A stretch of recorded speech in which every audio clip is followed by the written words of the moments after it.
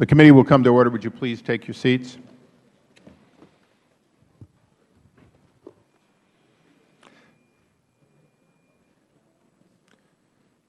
Perhaps most appropriately today, the Oversight Committee mission statement reads, "We exist to secure two fundamental principles. First, that Americans have a right to know that the money Washington takes from them is well spent.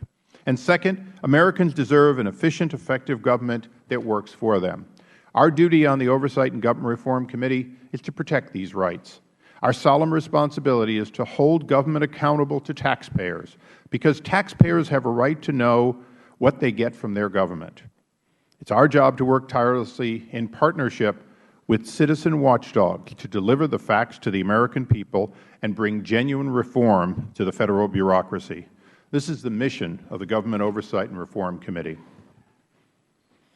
On September 11, 2012, 4 brave Americans serving their countries were murdered by terrorists in Benghazi, Libya. Tyrone Woods spent 2 decades as a Navy SEAL, serving multiple tours in Iraq, Afghanistan. Since 2010, he protected the American diplomatic personnel. Tyrone leaves behind a widow and 3 children. Glenn Doherty, also a former SEAL and an experienced paramedic, had served his country in both Iraq and Afghanistan. His family and colleagues grieve today for his death. Sean Smith, a communications specialist, joined the State Department after 6 years in the United States Air Force. Sean leaves behind a widow and 2 young children. Ambassador Chris Stevens, a man I had known personally during his tours, U.S. Ambassador to Libya, ventured into a volatile and dangerous situation as Libyans revolted against the long-time Gaddafi regime. He did so because he believed the people of Libya wanted and deserved the same things we have: freedom from tyranny. We join here today expressing from this side of the dais our deepest sympathy for the loss of lives of the families in Libya. Additionally, other Americans were injured in this terrorist attack, some suffering very serious injuries. I spoke to the father of one American who is presently recovering here in the United States in a military hospital. He hopefully will have a full recovery, but he has gone through supplemental surgeries that will require a long period of recuperation and reconstruction. Yesterday, the State Department began the process of coming clean about what occurred in Benghazi, or at least they issued a broad and definitive statement headed by a gentleman here today, Ambassador Kennedy. They made witnesses available and interviews. They made every effort, from we can tell, to ensure that the people we wanted to talk to were available to us. More importantly, yesterday they held a broad news conference over the phone in which they made it very clear that it had never been the State Department's position, I repeat, never been the State Department's position, that in fact this assault was part of the reaction to a video or the like. This is corroborated by numerous witnesses and whistleblowers. Contrary to early assertions by the administration, let's understand, there was no protest, and cameras reveal that, and the State Department, the FBI, and others have that video. Speaking of video, the one in California, made by an individual and out there for a period of time, also clearly had no direct effect on this attack. In fact, it was September 11th, the 11th anniversary of the greatest terrorist attack in U.S. history, in New York, Pennsylvania, and at the Pentagon. It was that anniversary that caused an organization aligned with al-Qaeda to attack and kill our personnel. I deeply, again, appreciate Secretary Clinton's efforts to cooperate with this investigation. She stepped in and instructed her people to cooperate, and they have. Additionally, I've had conversations directly with the Secretary, and I believe that our service together since 2001, the United States Congress plays no small part in her recognition of the role we serve on both sides of the dome. Today, however, this hearing has been called for the express purpose of examining security failures that led to the Benghazi tragedy. The safe haven within the compound, which some State Department officials seem to think could protect the Benghazi compound's inhabitants, did not work, and in retrospect could not be expected to work. The overall level of security at the compound did not meet the threat existent or standards under Inman or any other reasonable assessment for a facility of this sort. Today's hearing is the result of concerned citizens with direct knowledge of the events in Libya ultimately reaching this committee. As we look back on what occurred, our challenge is to identify things that clearly went wrong and what the benefit of hindsight will be for the men and women serving at dangerous locations around the world. Accounts from security officials who were on the ground and documents indicate that they repeatedly warned Washington officials about dangerous situation in Libya. Instead of, however, moving swiftly to respond to these concerns, Washington officials seemed preoccupied with the concept of normalization. We will ask our panel here today what normalization means. In accounts we have heard it included artificial timelines for removing American security personnel, replacing them with local Libyans. These occurred even as training delays and new threats also occurred.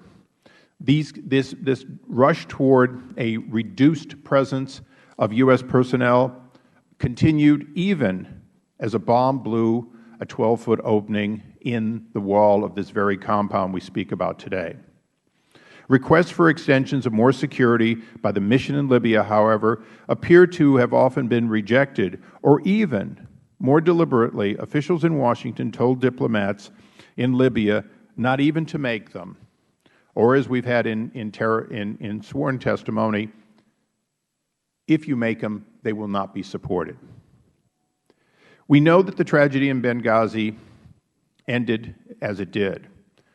We now know that, in fact, it was caused by a terrorist attack that was reasonably predictable to eventually happen somewhere in the world, especially on September 11th. In closing, as Secretary Clinton has impaneled a blue ribbon board to fully investigate what occurred, and this work is important, it is much broader for us and for that panel to take up an additional challenge. There are hundreds and hundreds of facilities similar to this around the world. There are thousands of personnel serving this country who at any time in any country could be a target. Some of those are high risk and obvious, like Libya. Others may be lower risk. This committee is dedicated to ensure that security is taken differently than it was leading up to the events here. We owe it to our Federal employees who put themselves and their families in harm's way around the world. The history of these panels is, in fact, that they deliver full and complete results and they pull no punches. Admiral Mullen is no stranger to controversy and, in fact, getting to the bottom of it. So I do encourage all to look at the final result of the Blue Ribbon panel. But today it is 30 days since the September 11th attack, more or less. It is a long time to wait if you're sitting in Cairo, in Algeria, in Beirut, in Damascus, and you don't trust that the security measures you need have occurred. Today, we begin the process of saying they must be able to trust because you must be able to assure them that you're doing your work differently than just a short time ago.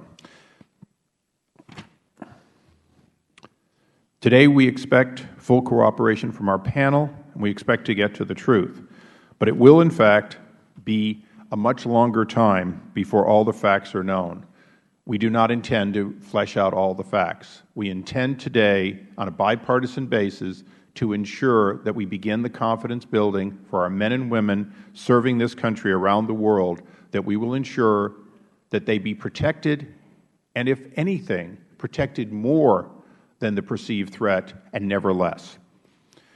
With that, I recognize the ranking member for his opening comments, and then by unanimous consent, one additional, the chairman of the subcommittee on national security and his counterpart will be recognized for opening statements. All other members will have 7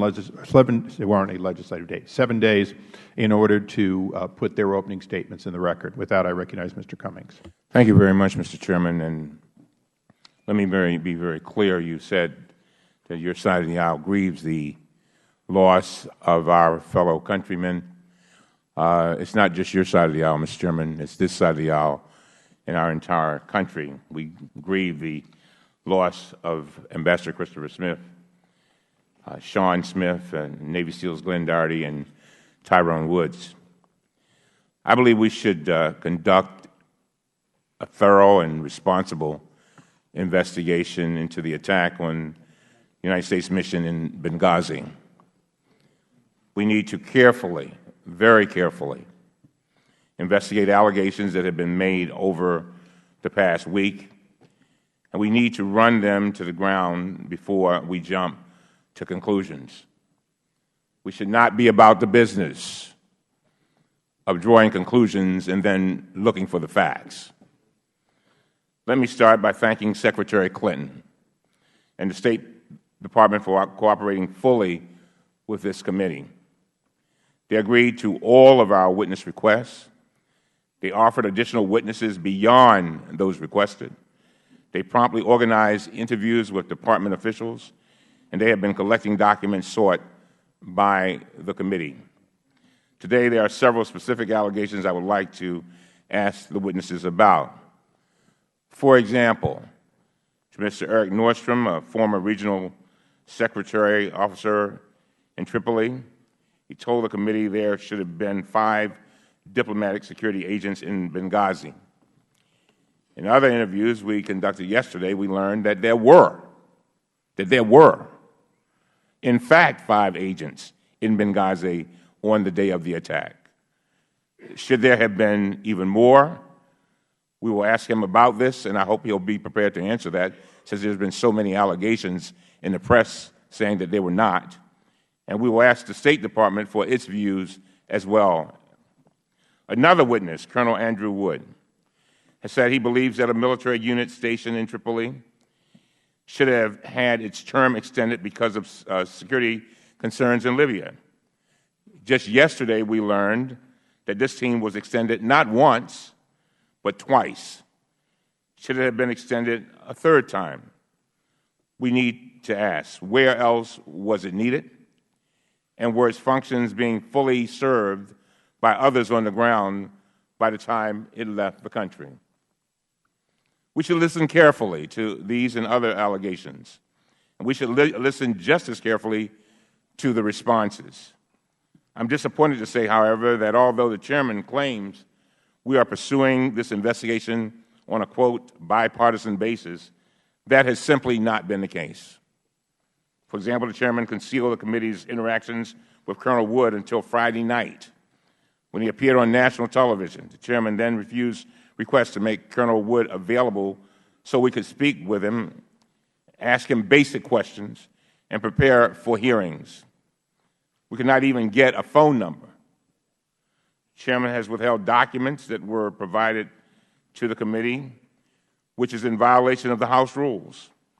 And he effectively excluded Democrats from a congressional delegation to Libya this past weekend. We were told about the trip less than 24 hours before it was supposed to take place. It's a shame that they are resorting to such petty abuses in what should be a serious and responsible investigation of this fatal attack. The problem is that these actions deny members of this committee the ability to effectively and efficiently investigate this incident.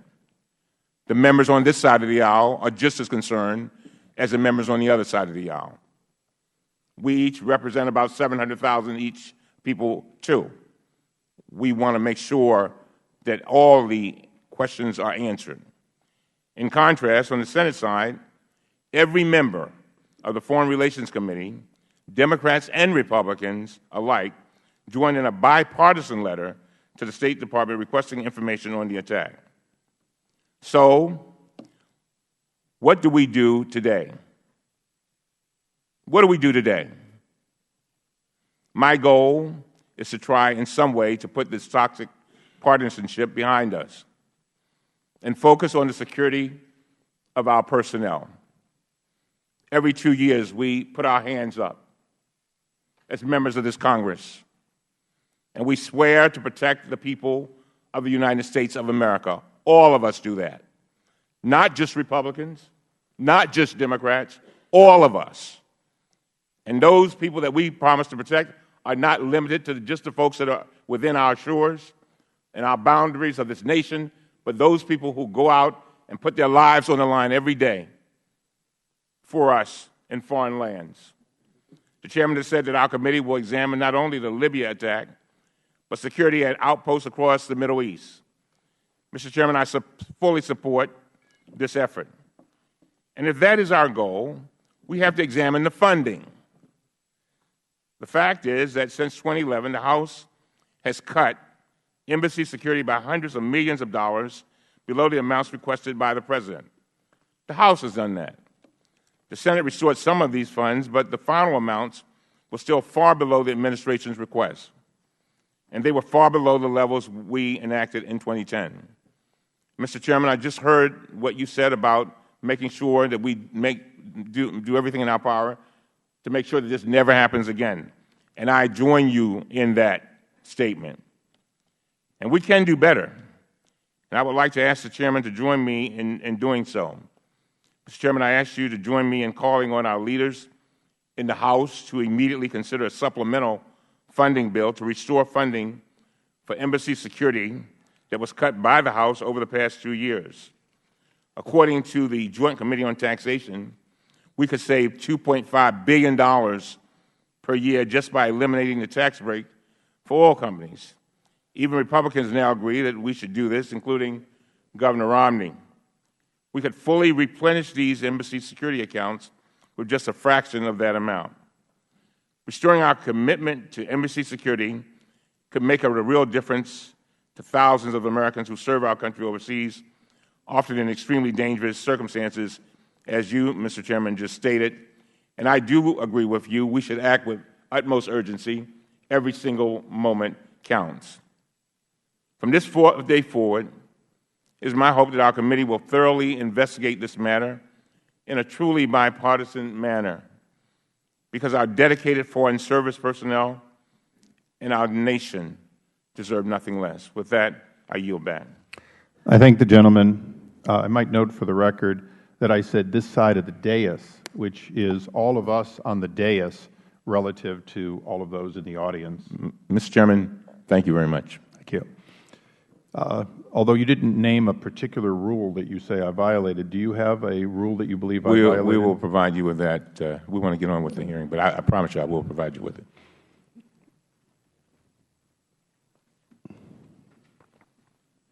And with that, I'd ask unanimous consent that our colleagues, Mr. Rohrabacher and Ms. Adams, be allowed to participate pursuant to our rules. Without objection, so ordered. We now recognize the chairman of the Subcommittee on National Security and the individual who first began this investigation, Mr. Chaffetz. Thank you, Mr. Chairman, and I thank all the members on both sides of the aisle for being here today. I thank the chairman for his tenacity in pursuing this. I believe we have a moral imperative to pursue this. We have 4 dead Americans. We have others that are critically injured. Our thoughts and prayers on both sides of the aisle are with those people and their families. We cannot thank them enough for their service, their dedication to our nation. We also thank the people here on this panel for participating, as I know all 4 of you care deeply about this country. This is a very serious situation. We have to understand how we got here, because before 9/11/2012 and after the revolution there in Libya, it was a very tumultuous and difficult situation. I'd ask unanimous consent to enter into the record a document that was provided to us by Mr. Eric Nordstrom. It was dated October 1st. And Without objection, so ordered. I'd like to read, Mr. Chairman, the last paragraph of that statement that he sent to us. It is, again, 230 security incidents in the country of Libya. Quote, "These incidents paint a clear picture that the environment in Libya was fragile at best and could degrade quickly. Certainly not an environment where post should be directed to, quote, normalize, end quote, operations and reduce security resources in accordance with an artificial timetable," end quote. Of all the things I've seen and read, that to me is one of the most disturbing. And I appreciate the guts of those that stood up and will provide us this information, because it does take guts to do it. Now, I'm going to ask that we have some photos here. We have to understand how we got here. Broad daylight in June of 2012, two-car convoy carrying the British ambassador was ambushed military style with rocket-propelled grenades in Benghazi. Sorry, these pictures seem to be out of order. What you haven't seen before, there we go. This was an attack literally weeks before what happened in Benghazi. Next slide, please. And the next. And the next. And the next. These pictures are of an attack that happened in Benghazi. The first was the so-called fish bomb. This is the compound in Benghazi before the attack. Go to the next slide, please. The second bombing was an improvised explosive device that was placed on the north gate, breaching the wall. It was a test by terrorists, and it was successful. And we didn't respond fully and adequately. We didn't acknowledge it. We didn't talk about it. We pretended it didn't happen. It was a terrorist attack on a U.S. asset in Libya, and it was never exposed. We pretended it didn't happen. Well, guess what? The third time the terrorists came to attack us, they were even more successful, killing 4 Americans. I believe, personally, with more assets, more resources, just meeting the minimum standards, we could have and should have saved the life of Ambassador Stevens and the other people that were there. Now, this was a massive attack, no doubt about it. We're getting new details. And I believe, Mr. Chairman, the reason we have those details is because of this hearing. Mysteriously, the State Department decided to give a press briefing last night. We weren't invited. Certain news outlets weren't invited. Any reasonable person looking at the security situation in Libya had to come to the conclusion that it was tumultuous at best. I wish I could tell you everything that I learned. I did go to Libya. I did drop everything. I had the same type of notice that was given to the Democrats. In fact, the State Department sent an attorney to follow me in my every footstep. So to suggest he didn't have an opportunity to go is absolutely wrong.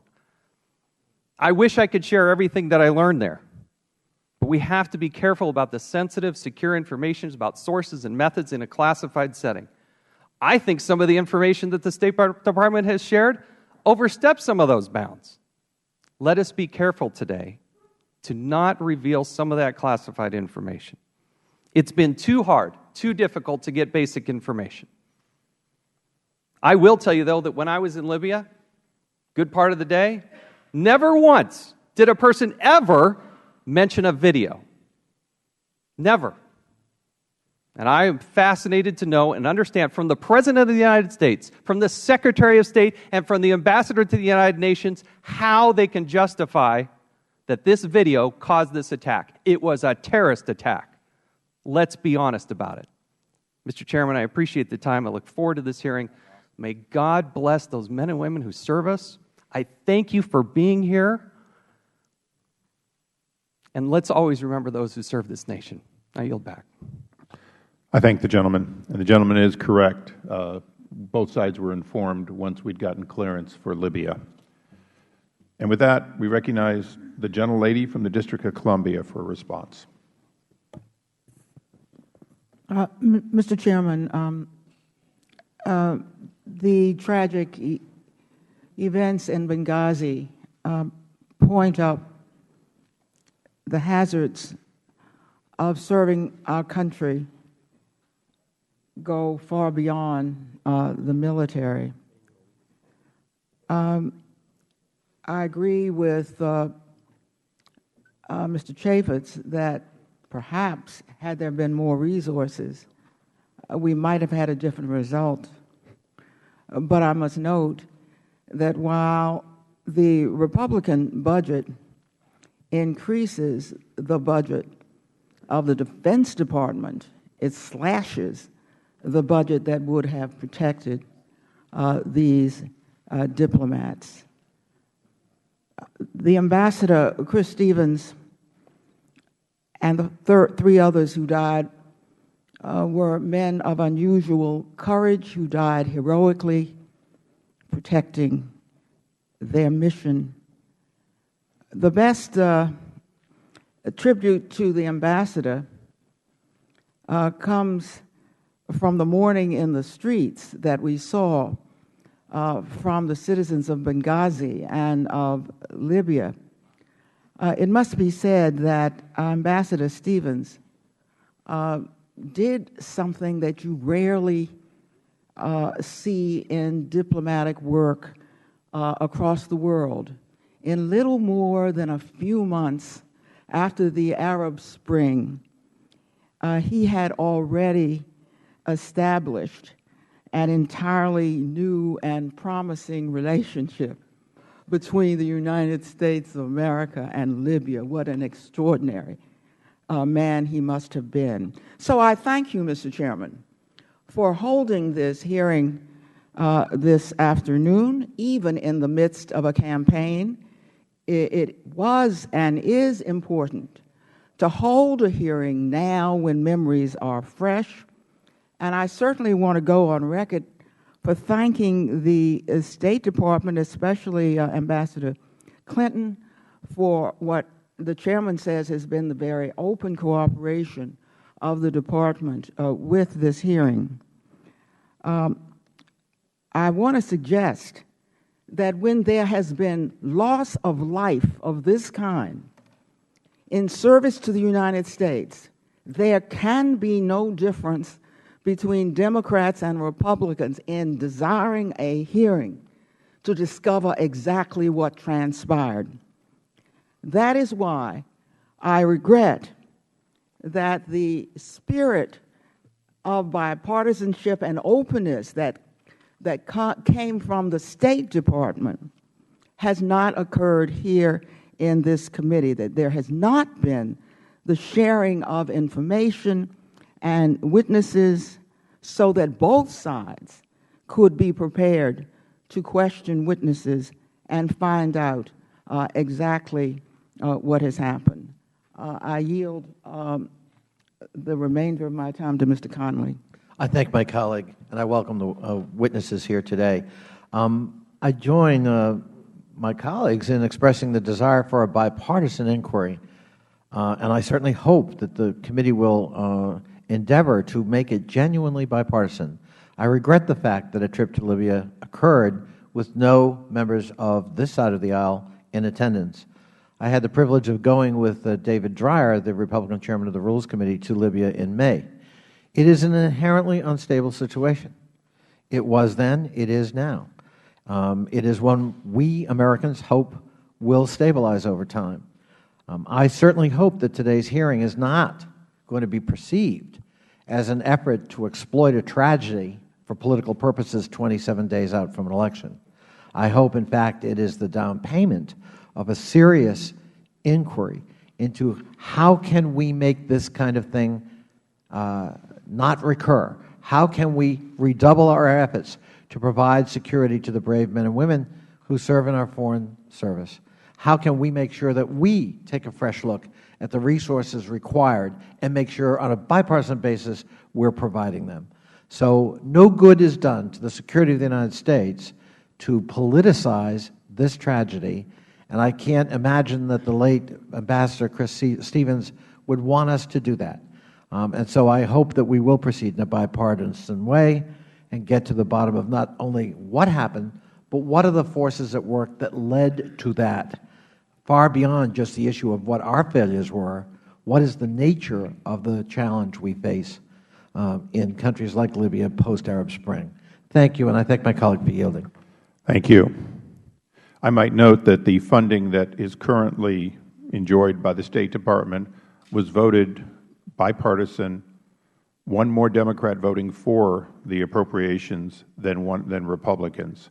So hopefully we now can understand how bipartisan it was. In fact, it was voted by more Democrats than Republicans. The Chair will now recognize our panel of witnesses. First of all, Lieutenant Colonel Andrew Wood is a member of the Utah National Guard and, I believe, a Department of Interior employee. Mr. Eric Nordstrom is a regional security officer at the United States Department of State. Ambassador Patrick J. Kennedy is Undersecretary for Management at the Department of State and a frequent witness. Ms. Charlene Lamb is a Deputy Assistant Secretary for International Programs at the U.S. Department of State. I want to welcome you, and pursuant to our rules, I'd ask that you rise to take the oath. Raise your right hands. Do you solemnly swear or affirm that the testimony you are about to give will be the truth, the whole truth, and nothing but the truth? Let the record reflect that all witnesses answered in the affirmative. Please take your seats. Pursuant to our rules and tradition, each witness will have 5 minutes. Please, when you see your time expiring, wrap up. Your entire prepared statements will be placed in the records. I'll take a moment only to admonish that, Colonel Wood, we got yours fairly late, but we understand that this is not a regular stick for you. For the administration, I am a little disappointed. We do have a 24-hour rule, and Ambassador Kennedy, if you'd take back that it arrived, it's in, but we'd appreciate in the future getting it a little earlier because I think members on both sides pore over it. With that, we recognize Lieutenant Colonel Wood. Thank you. I am Lieutenant Colonel Andrew Wood. I'm a member of the Utah National Guard with 24 years of service as a Special Forces soldier. I was mobilized for the Winter Olympics 2002, Afghanistan from September of 2003 to May of 2004, and for counterterrorism work in the southern Philippines from August of 2007 to May of 2008.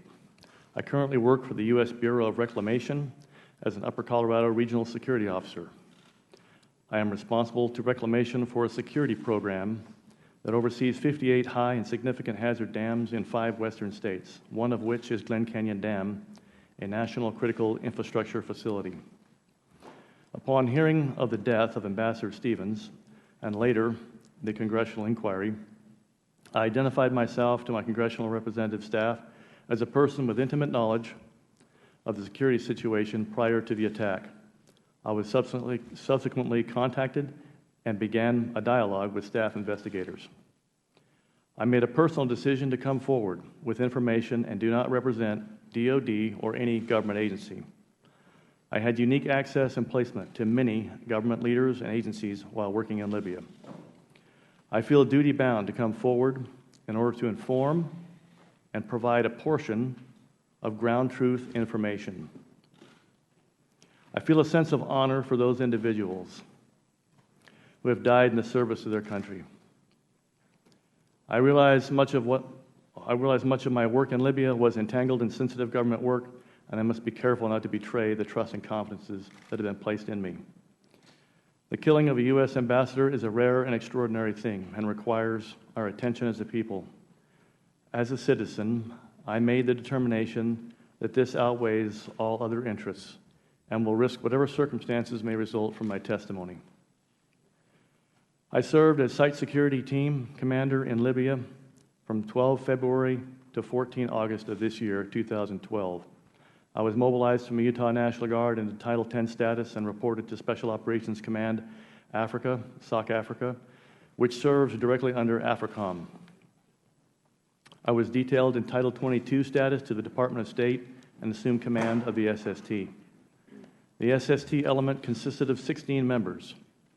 It is my understanding that it was crafted by the National Security Council to meet the demanding security challenges facing the Department of State and their requirement to reestablish diplomatic relations with a post-Gaddafi or free Libya. The SST loaned considerable support to the Department of State's security posture in this uncertain and volatile environment. The SST's mission was to support and answer to the Chief of Mission in Libya. I worked directly for the Regional Security Officer. We provided security support, medical support, communications support for every facet of security that covered the embassy. As the SST commander, I had a seat on the country team. I was closely involved with the operational planning and support to the RSO's security objectives. The embassy staff lived and worked together at 2 locations in Tripoli and embassy property in Benghazi. The SST supported security movements for diplomatic officers in and around Tripoli and other parts of Libya as their work required. On 2 occasions, I sent SST members to Benghazi to support and bolster security at that location. The SST was closely integrated with regular diplomatic security agents working directly for the RSO, as well as mobile security deployment teams. I traveled to Benghazi on 2 occasions with the RSO, once with the RSO to evaluate the security situation there, and once to conduct some work for the Defense Attaché's office. I was there a second time in June when the UK ambassador's convoy was attacked. I responded with DS agents in order to help provide medical and security assistance to wounded UK security personnel. I conducted a post-attack investigation of the ambush or assault. I regularly met with and held frequent conversations with Ambassador Kretz and Stevens, the other members of the security team. In June, when Eric Nordstrom rotated out, I was the senior member of the country team with the exception of the Ambassador Stevens. He lived and worked closely together in an atmosphere that is common to an expeditionary post. Ambassador Stevens was an avid runner and played tennis as well. The SST was heavily involved in performing his security detail when he ran. I ran with him on several occasions. The SST provided an important link for the country team to South Africa with its intelligence assets and resources. There was a good exchange of information between South Africa and the RSO. There was a great working relationship between SST and diplomatic security agents and the MSD members of the embassy posts throughout Libya. I reported 3 times a week through a video teleconference to South Africa and sent daily situation reports. I had the communications capability to provide a direct link to South Africa 24/7. I no longer have access to email or documents that I work with on a daily basis, as much of this was contained on AFRICOM servers and computers that I worked through. My recollection of dates is mostly from memory, and I will need to re-access that information in order to specify dates with greater certainty. The State Department's decision not to extend SST security work beyond the 5th of August terminated our security work in this capacity. The military members of my team were in the process of changing status from Title 22 back to Title 10 shortly before my departure. The situation on the ground was continuously updated with reports that I sent to my military chain of command and CC'd the RSO on. The RSO sent information on security and threats in a similar manner up his chain of command.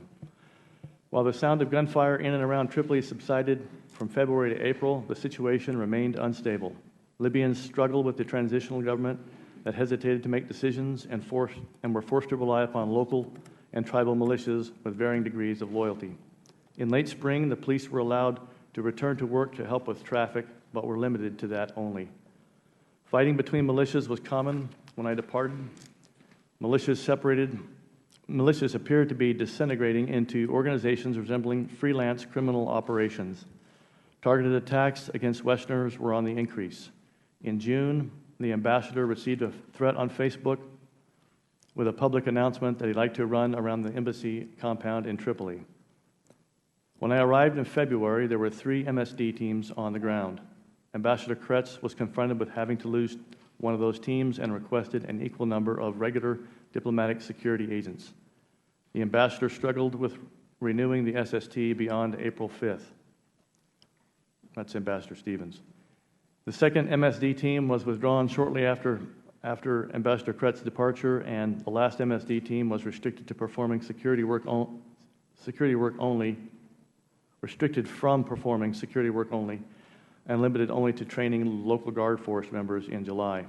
The remaining MSD was withdrawn at about the same time the SST security work was terminated. The RSOs struggled to maintain these losses with regular diplomatic security personnel. The security in Benghazi was a struggle and remained a struggle throughout my time there. The situation remained uncertain, and reports from some Libyans indicated it was getting worse. Diplomatic security remained weak. In April, there was only one U.S. diplomatic security agent stationed there. The RSO struggled to obtain additional personnel, but was never able to attain the numbers he felt comfortable with. I hope the information I provide will be put together with data points from others, so an accurate picture can be obtained. We need to be dedicated to understanding the problems that surrounded this attack in order to find a solution. Our failure to do so will result in repeated instances that allow our adversaries to take an advantage over us. My purpose in conveying this information is to prevent their ability to take the life of another ambassador or kill another valuable and talented public servant working for the diplomatic service of their country. Thank you. Mr. Nordstrom. Good morning, Chairman Issa, Ranking Member Cummings, and other distinguished members of the committee. My name is Eric Nordstrom, and I currently serve as a supervisory special agent with the U.S. Department of State's Bureau of Diplomatic Security. I joined the department in April 1998 and have served in domestic and overseas postings, including Washington, D.C., Tegucigalpa, Honduras, Addis Ababa, Ethiopia, New Delhi, India, and most recently as the Regional Security Officer at the U.S. Embassy in Tripoli, Libya, a position I held from September 21st, 2011 until July 26, 2012.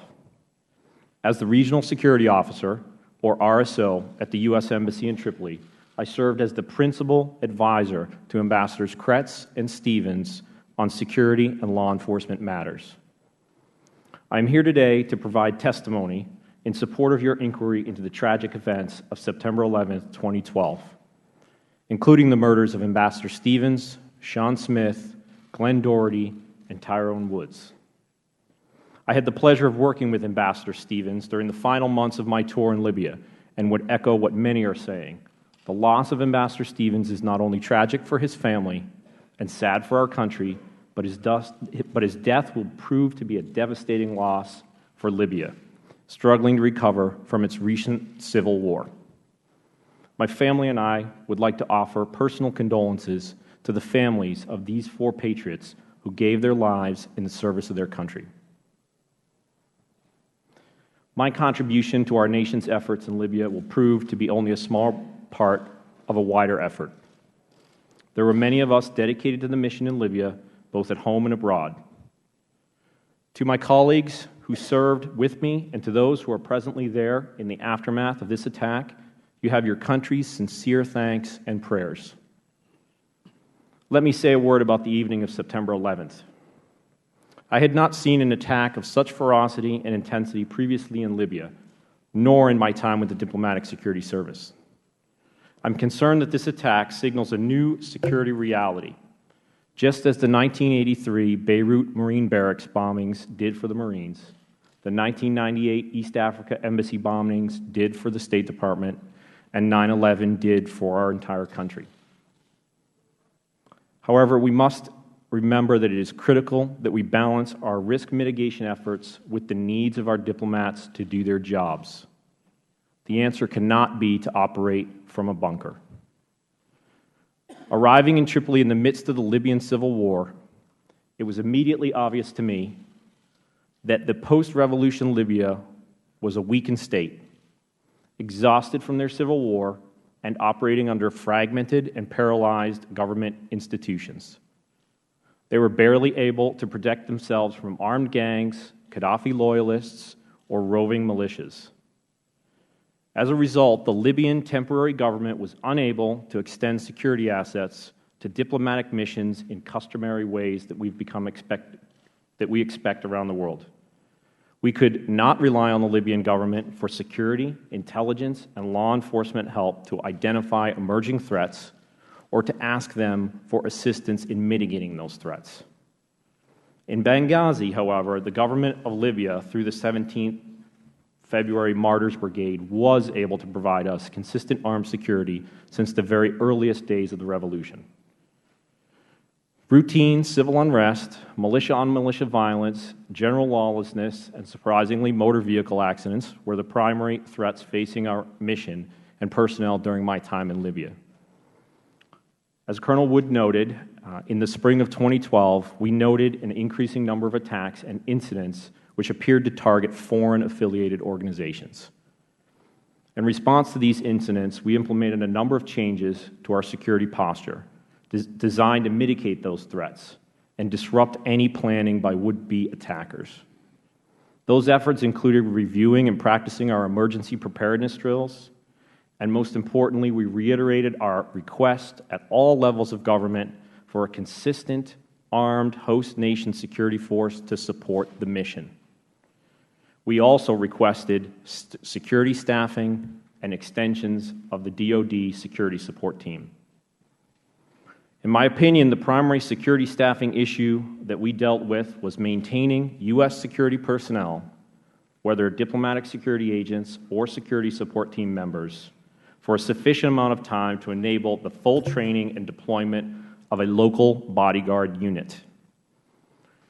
In early July 2012, prior to my departure, Post requested continued TDY staffing of 15 U.S. security professionals, either DS field office agents, mobile security deployment agents, or DoD SST personnel, plus retention of a 6-agent mobile security deployment training team that would work with our newly created bodyguard unit. Earlier post-extension requests for our DoD SS team in November 2011 and March 2012 were approved. Also in March 2012, I requested DS staffing levels in Tripoli of five full-time agents to be permanently assigned there, 12 temporary duty DS agents, and 6 mobile security deployment DS agents, again, to train our newly created bodyguard unit. A request to maintain a level of 5 TDY DS agents in Benghazi was included in that same March 2012 request. Our long-term security plan in Libya was to deploy an armed, locally hired Libyan bodyguard unit. Due to Libyan political sensitivities, armed private security companies were not allowed to operate in Libya. That was the case under Gaddafi, and that was the case under the Free Libya. Our existing uniformed static local guard force, both in Tripoli and Benghazi, were unarmed, similar to our local guard forces at many other posts around the world. Their job is simple. It is to observe, report, and alert armed host nation security or armed response forces, possibly DS agents if that's the case.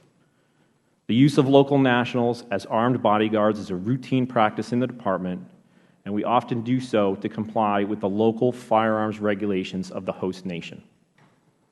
Local nationals provide us with continuity, local expertise, threat awareness in their community, and language and cultural skills. I'm confident that the committee will conclude that officers and employees of the Department of State, Diplomatic Security Service, and Mission Libya conducted themselves professionally and with careful attention to managing the people and budgets in a way that reflected the gravity of the task. I'm proud of the work that our team accomplished in Libya under extraordinarily difficult circumstances. The protection of our nation's diplomats, our embassies and consulates, and the work produced there is deserving of the time and treasure invested.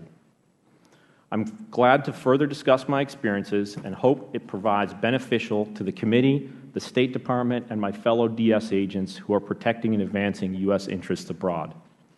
Thank you, Mr. Chairman and members of the committee, for the opportunity to appear before you today. May God bless our country as we work towards peace in a contentious world. I stand ready to answer any questions that you might have of me. Thank you. Ms. Lamb? Could you turn your mic on, please? Sorry. That's all right. It's your first time. Chairman Issa, Ranking Member Cummings, members of the committee, my name is Charlene Lamb. I am Deputy Assistant Secretary for International Programs in the Bureau of Diplomatic Security at the Department of State. I have been in law enforcement for 35 years, including 17 consecutive years stationed abroad as a regional security officer in Nicaragua, Tanzania, Kuwait, Guatemala, and Germany. I'm here today to share our best information to date about what happened in Benghazi on September 11th. As you know, there are ongoing investigations and reviews being conducted, and we are speaking today with an incomplete picture.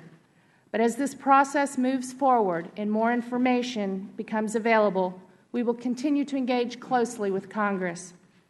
Let me begin by describing the actual compound in Benghazi. It is more than 300 yards long and nearly 100 yards wide. The main building was divided into two sections. The public section included common areas and meeting space. The private section was a residential area that included a safe haven. A second building, Building B, housed diplomatic security agents. The Tactical Operations Center occupied a third building. The fourth building on the compound served as barracks for the Libyan 17th February Brigade members. After acquiring the compound, we made a number of security upgrades. Among other steps, we extended the height of the outer wall to 12 feet with masonry concrete, barbed wire, and concertina razor wire. We increased the external lighting and erected jersey barriers outside the perimeter. We also added equipment to detect explosives, as well as an imminent danger notification system. We installed security grills on windows accessible from the ground and included escape windows with emergency releases. There were 5 diplomatic security agents on the compound September 11th. There were also 3 members of the Libyan 17th February Brigade. In addition, a well-trained U.S. quick reaction security team was stationed nearby at the embassy annex. All of these measures and upgrades were taken in coordination with security officials in Benghazi, Tripoli, and Washington. I work closely with more than 275 facilities around the world. Determining the right level of security for each one is intensive, ongoing, constantly evolving process, one that I appreciate and understand from my own time on the ground as a diplomatic security officer. That brings me to the events of September 11th itself. At approximately 9:40 p.m. local time, dozens of attackers launched a full-scale assault. They forced their way through the pedestrian gate, used diesel fuel to set fire to the Libyan 17th February Brigade members' barracks, and then proceeded towards the main building. A diplomatic security agent working in the Tactical Operations Center immediately activated the imminent danger notification system. He also alerted the quick reaction security team stationed nearby. The Libyan 17th February Brigade, the embassy in Tripoli, and the Diplomatic Security Command Center in Washington. One agent secured Ambassador Stevens and Sean Smith, the information management officer, in the safe haven. The attackers used diesel fuel to set the main building ablaze. Thick smoke rapidly filled the entire structure. The agent began leading the ambassador and Sean Smith toward the emergency escape window. Nearing unconsciousness himself, the agent opened the emergency escape grill window and crawled out. He then realized they had become separated in the smoke, so he re-entered and searched the building multiple times. Finally, the agent, suffering from severe smoke inhalation, barely able to breathe or speak, exited to the roof. Other agents retrieved their M4 submachine guns from Building B. When they attempted to return to the main building, they encountered armed attackers and doubled back. They regrouped, made their way to a nearby armored vehicle, and then drove over to assist the agent on the roof in search for the ambassador and Mr. Smith. After numerous attempts, they found Mr. Smith. Unfortunately, he was already deceased. They still could not find the ambassador. The quick reaction security team arrived with 40 members of the Libyan 17th February Brigade. They all continued the search for the ambassador. Then, at approximately 11 p.m., the Libyans insisted for everyone's safety they needed to evacuate the site. The combined security team made a final search for the ambassador before leaving the annex in an armored vehicle. They took heavy fire as they pulled away from the main building and on the street outside the compound, but were able to make their way to the annex. Point of order. The gentlelady will suspend. The gentleman will state his point of order. Mr. Chairman, I'm concerned that we're getting into classified issues that deal with sources and methods that would be totally inappropriate in an open forum such as this. The gentlelady, Ms. Lamb, Mr. Kennedy, is it your intent to declassify any or all material in Ms. Lamb's statement? Mr. Chairman, Mr. Chaffetz, the information that we are presenting today in open session is entirely unclassified. Mr. Chairman, I totally object to the use of that photo. The gentleman will state his reason. I believe it to be classified information that goes to sources and methods and should not be disseminated in a public manner such as State is doing here today. Mr. Chairman. Ranking member. Yeah, I was just wondering, these are people from the State Department. They apparently have clearance to show this information. They are, I assume, they wouldn't come here unless it was cleared. So I was just wondering. I appreciate the gentleman's comments. Ambassador, it's your statement that these either are now declassified or you are declassifying them at this hearing. Is that correct? In other words, is this cleared through your channels to be given here today? This information is available, sir, for public dissemination. Yes, sir. Okay. You can Google us. The gentleman's point of order, although noted, it is the prerogative of the executive branch to determine what is not classified. The one thing I would note, my able staff has compared last night's press conference and the opening statement of Ms. Lamb, and it appears as though her opening statement should have been given to us last night, since it was obviously the one given to the press. Mr. Chairman. We'll reset. Yes, the gentleman will Can state I make his one point. more comment? I was told specifically, while I was in Libya, I could not and should not ever talk about what you're showing here today. Mr. Chairman, if I might, this is commercial digital imagery that that from a commercial satellite source, sir. I appreciate that. Ultimately, I'm going to side with the administration that you have a right to show what you want to show and consider it unclassified. I would, again, recognize that we were shown documents this morning in camera that said unclassified, but they weren't turned over to the committee. If you have anything else that you intend to use, if it hasn't been provided to the committee, I would strongly suggest that that binder and other materials be provided at this time. Again, it's your prerogative to declassify. It's not your prerogative to selectively tell a member of Congress something is classified and then come to an open hearing and saying it's not.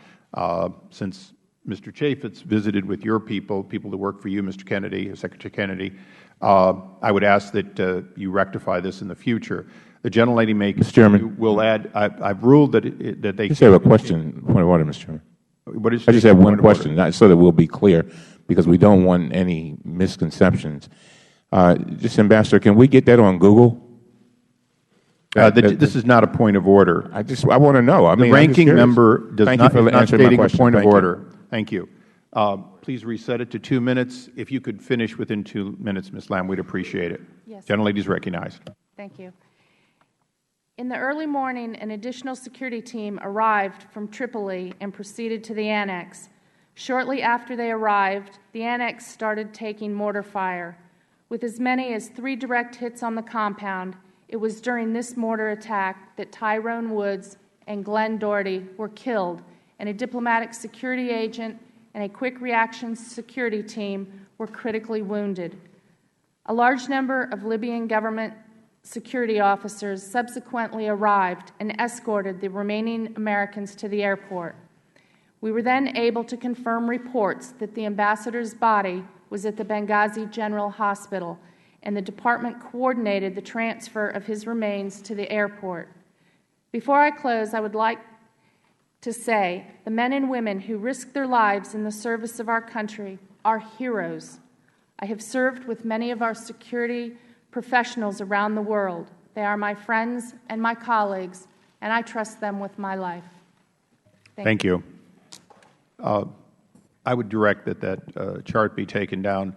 Upon further reflection, although commercially available, in this hearing room, we're not going to point out details of what may still, in fact, be a facility of the United States government or more facilities. So you may continue. I respect your right to deliver what you want, but I will caution once again, Ambassador, that that which is told to us on a classified basis needs to remain that way. You can't have it one day, a classified briefing, which I attended yesterday, and then the substantially same material be presented unclassified the next day.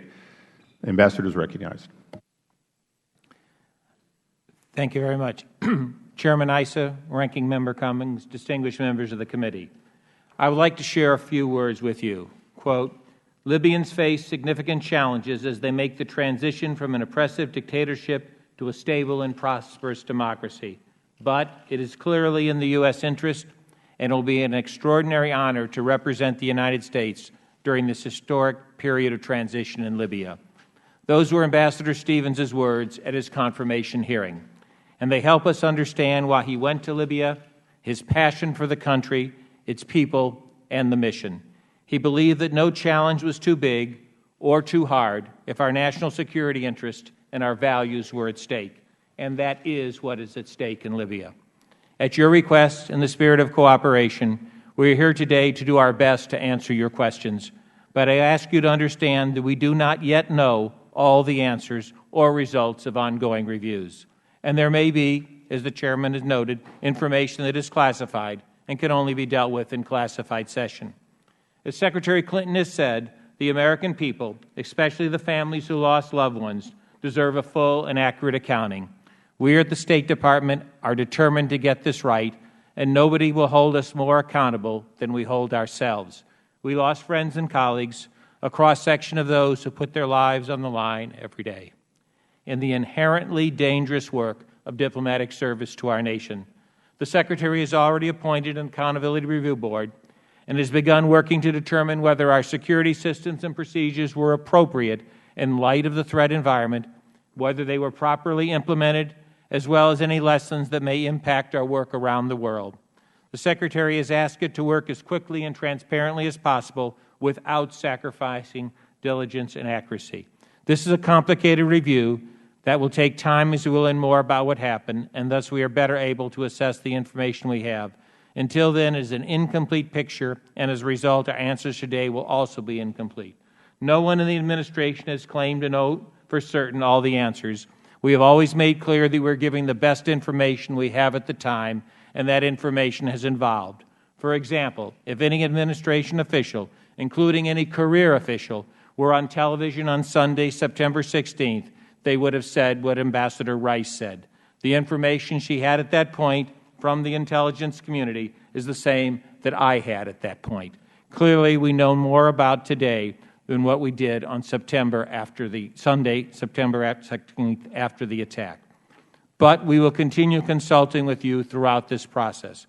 I would like to address a broader question that may be on your minds. Why is the United States in Benghazi when there are real dangers there? This question does go to the heart of what we do at for the State Department and America's role in the world. Ambassador Stevens arrived in Benghazi during the height of the revolution. The city was at the heart of the opposition to Colonel Gaddafi, and the rebels there were fighting for their lives. It was dangerous. A bomb exploded in the parking lot of his hotel. The transitional authorities struggled to provide basic security. Extremists thought to exploit their own agenda. But Chris understood that the State Department must operate in places where our military cannot or does not. There are no other boots on the ground, and where there are serious threats to our security. He understood that the new Libya was being born in Benghazi, and was critical that we have an active presence there.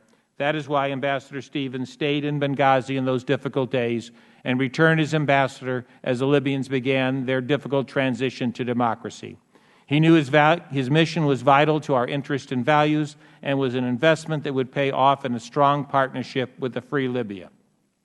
After the September 11 attack, the Libyan people showed how right he was. Thousands marched in the streets of Benghazi, mourning their fallen friend with signs saying, "Chris Stevens was a friend to all Libyans." They overran extremist bases. Civilians insisted that the militia disarm and support the new democracy. They confirm what Chris Stevens knew so well. The United States is better off because he went to Benghazi. We must review the security procedures in place and improve them, asking ourselves if our people had what they needed and how we can reduce the risk of this happening again. But one thing is not up for debate today or any other day. Those who risk their lives in the service of our country are heroes, and we must support them, particularly those who provide security in an unsecure environment. Diplomacy must be practiced in dangerous places. The United States sends people to more than 275 diplomatic posts. No other agency is asked to stretch so far. We do this because we have learned that when America is absent, especially from dangerous places, there are consequences, extremism takes root, our interests suffer, and our security is threatened.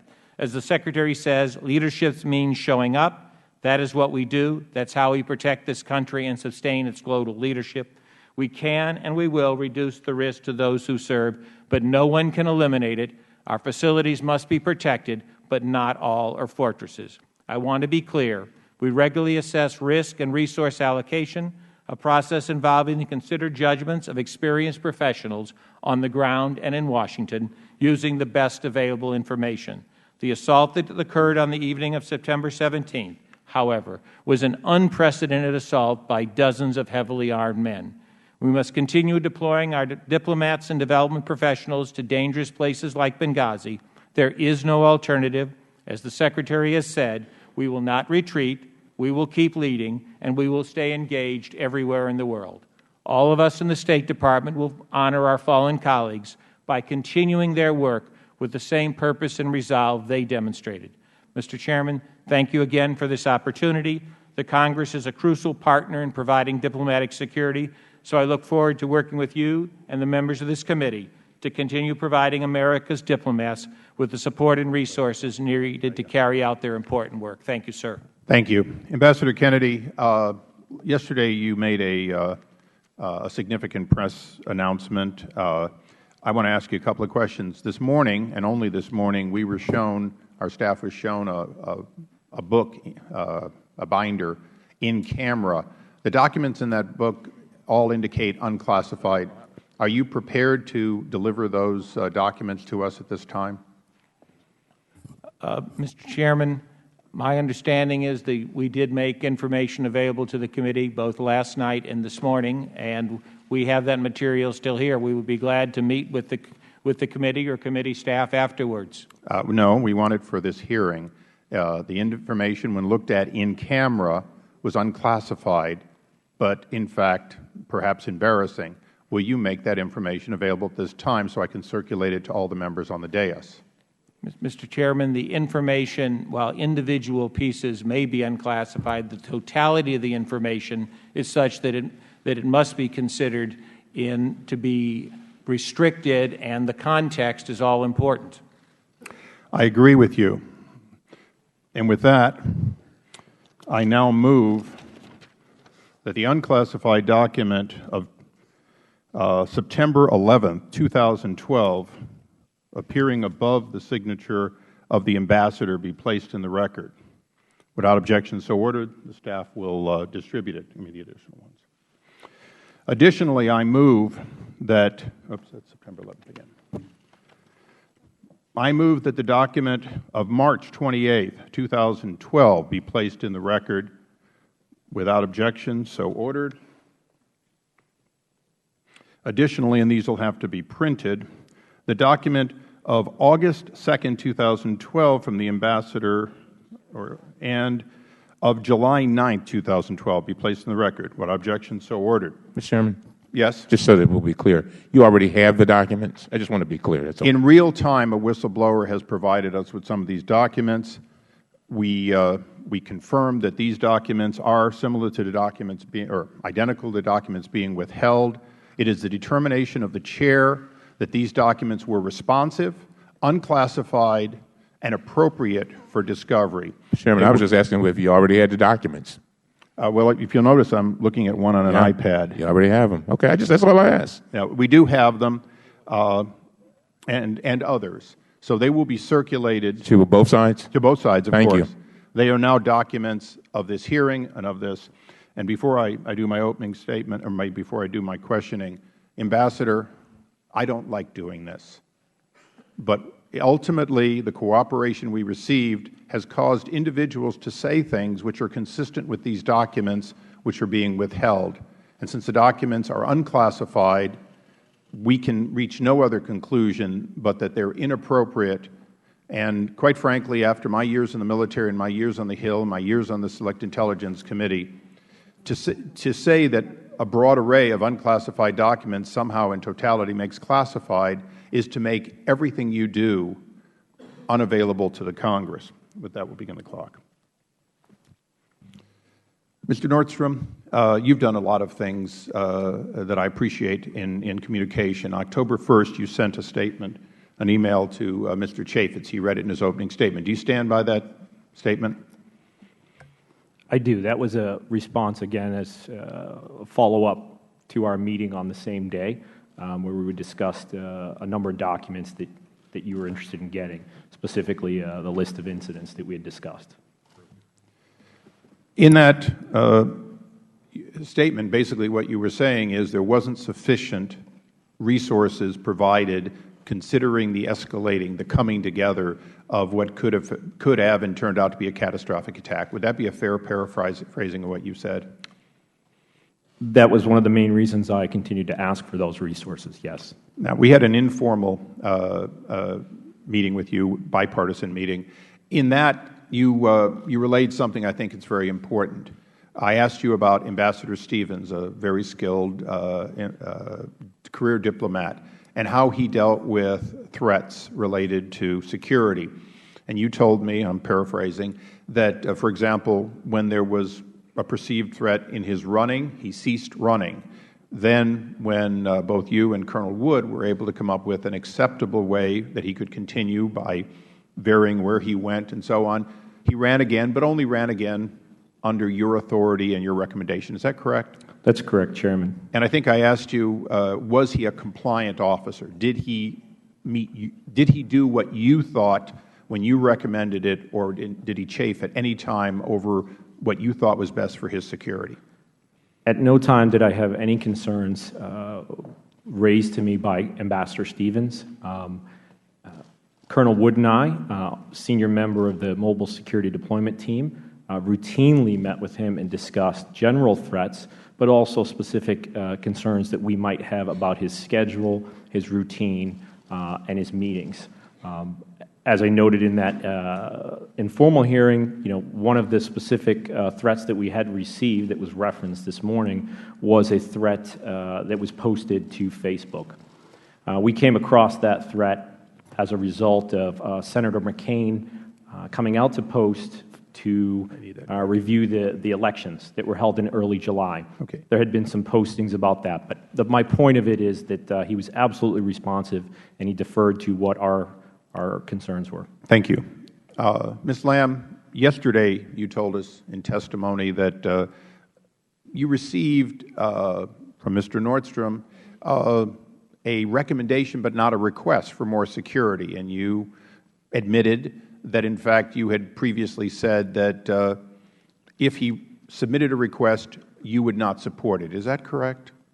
Sir, after our meeting last night, I went back and at the time... Well, first answer the question, then I'll let you expand. Did you say that yesterday, that you would not support it if he gave you the request? Under the current conditions, yes. Okay. And then last night you discovered what? I went back and reviewed the July 9 cable from which I was referring, and that was not in that cable. I've been reviewing lots of documents. Well, we have a July 9 cable. It's one of them that I put in the record. Yes. That, in fact, has the words request.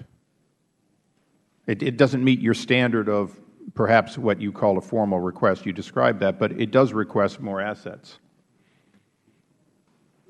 If you looked at the July 9, 2012 cable, and this is less than 60 days, roughly 60 days beforehand, it says, summary and action request, Embassy Tripoli requests continued TDY security support for an additional 60 days. Now, yesterday you told us, under penalty of perjury, essentially, that it wasn't a request, it was a recommendation.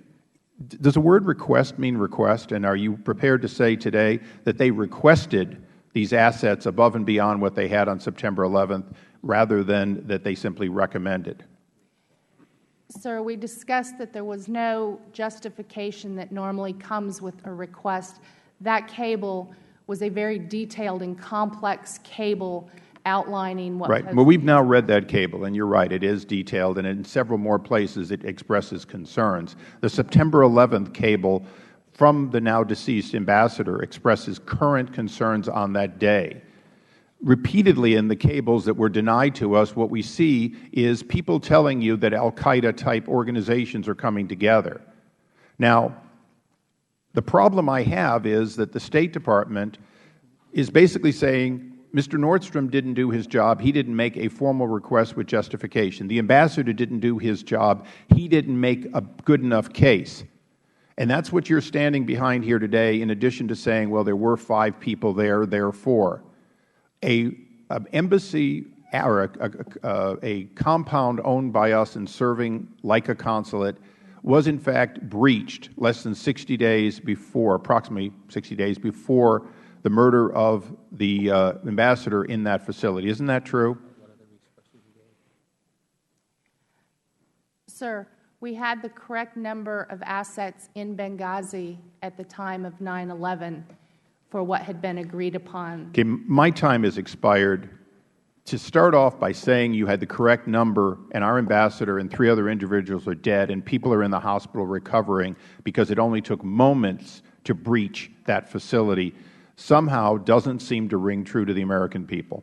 With that, I recognize the ranking member. Mr. Cummings, have you received the copies of the cables yet? Yeah, thank you. Okay, thank you. Mr. Nordstrom, you testified here today. Your testimony here today paints a different picture than what has been portrayed in the press. In your testimony, you stated that you were, quote, impressed with the plans that would send our team into Libya, a massive show of well-organized resources, end of quote. You further explained that, and I quote, the Department of State, Diplomatic Security Service, and Mission Libya officers conducted themselves professionally and with careful attention to managing people and budgets in a way that reflects the gravity of that task. Did you say that? Yes, I did, sir. And you stated that you felt that the vast majority of your resource requests were, and I quote, considered seriously and fastidiously by DS and the department, end of quote. Did you say that? Absolutely. Did you mean that? Absolutely. In fact, you list out a litany of security improvements that you were able to make in both Benghazi and Tripoli. I think all of that is helpful to put into context the concerns that you have raised about staffing numbers. In your interview on October 1st, 2012, you told the committee that you thought that there should be 5 diplomatic security special agents stationed in Benghazi, and that you sent 2 cables, one in March and one in July, making that request. Is that right? That's correct, and if I could add to that point, it was not my decision to come up with the 5 agents in Benghazi. That number originated from a December 2011 cable detailing the future of operations in Benghazi. Right. That cable was drafted in the department. I had at no time an opportunity to add or comment on that. However, the principal officer in Benghazi had an opportunity to comment on that. It was that number 5, which DS had committed to, which we continued to ask them to meet throughout my time there. Now, we reviewed that July cable, and it states further, Post anticipates, and I quote, Post anticipates supporting the operations in Benghazi with at least 1 permanently assigned RSO from Tripoli. However, would request continued TDY support to fill a minimum of 3 security positions in Benghazi. So that would be a total of 4, is that right? That's correct. I understand that you left Libya before the attacks, is that right? That's absolutely correct. Ambassador Kennedy, let me turn to you. We have now been told there were, in fact, five special agents in Benghazi the night of the attack, contrary to press reports. Can you verify whether, in fact, there were 5 special agents in Benghazi on the night of the attack? Were there also any additional armed guards at the compound on that night?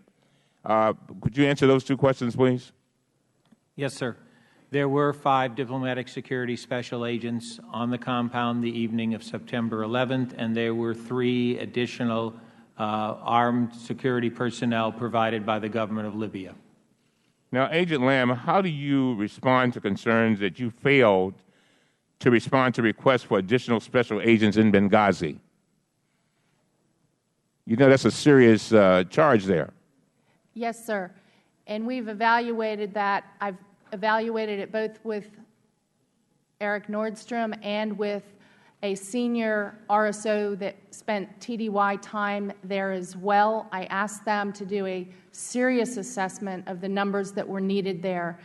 When Mr. Nordstrom and I discussed the duties of the agents out in Benghazi, they were using 1 agent to drive the vehicle, and they were using another agent to watch classified communications equipment 24/7.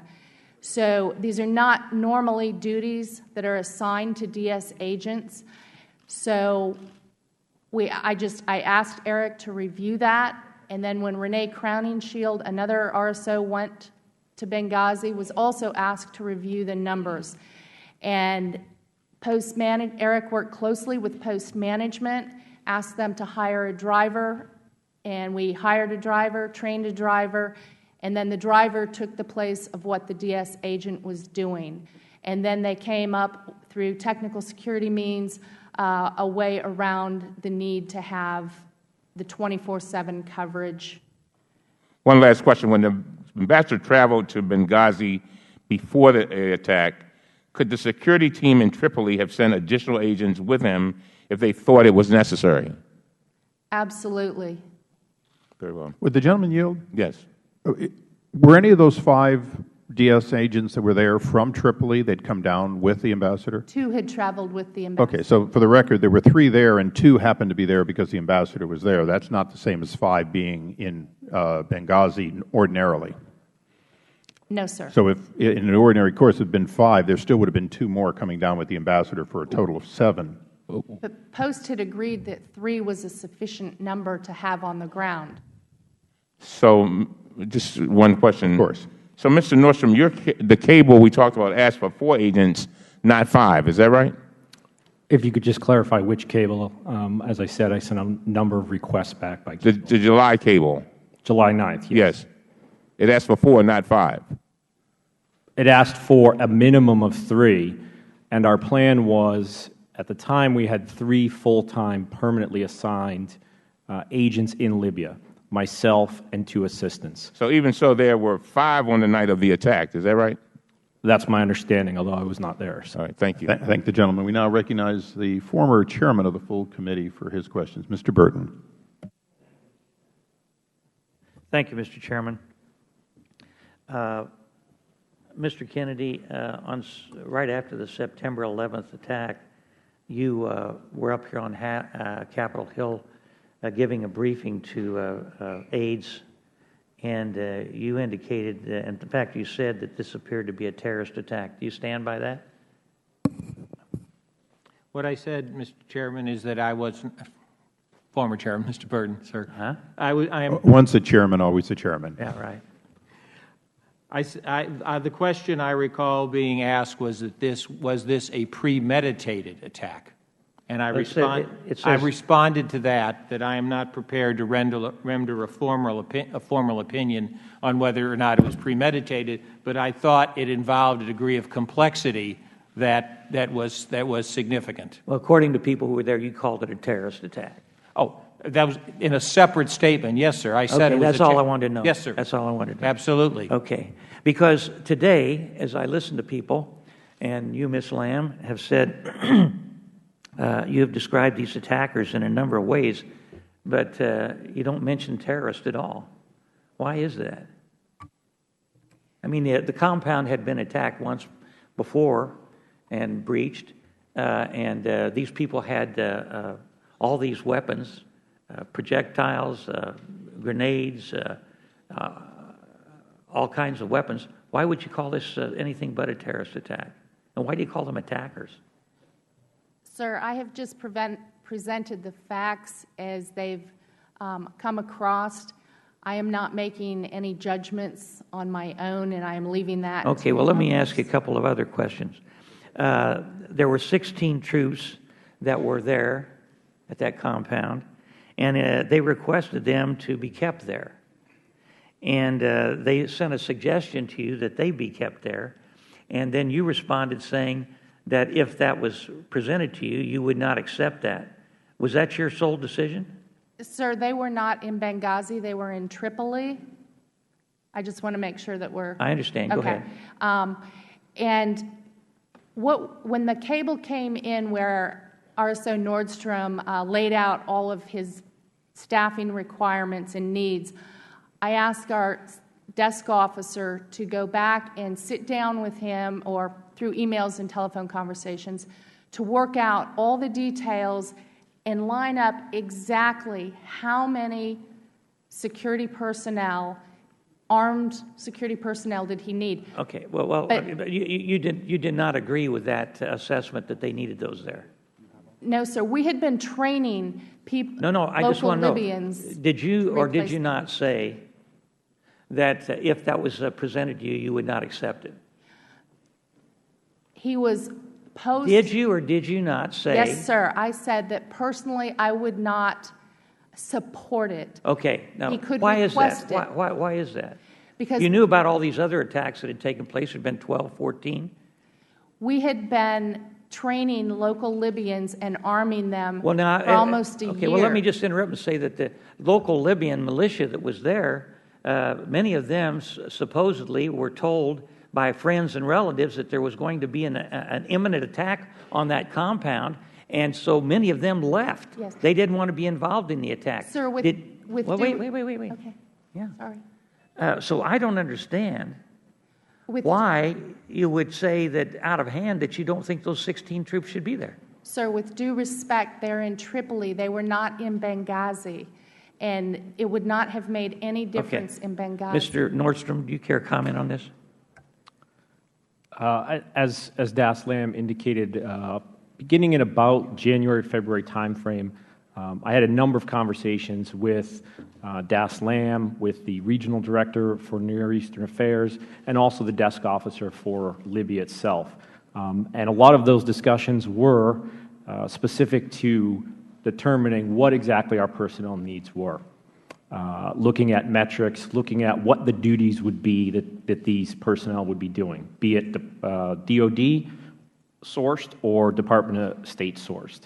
The number that we continued to come up with, and it is generally the same number that was requested in March in my first request, was approximately 12 armed security, with an additional 6 persons that would be focused on training that local guard unit. Would the gentleman yield? I'd be happy to yield.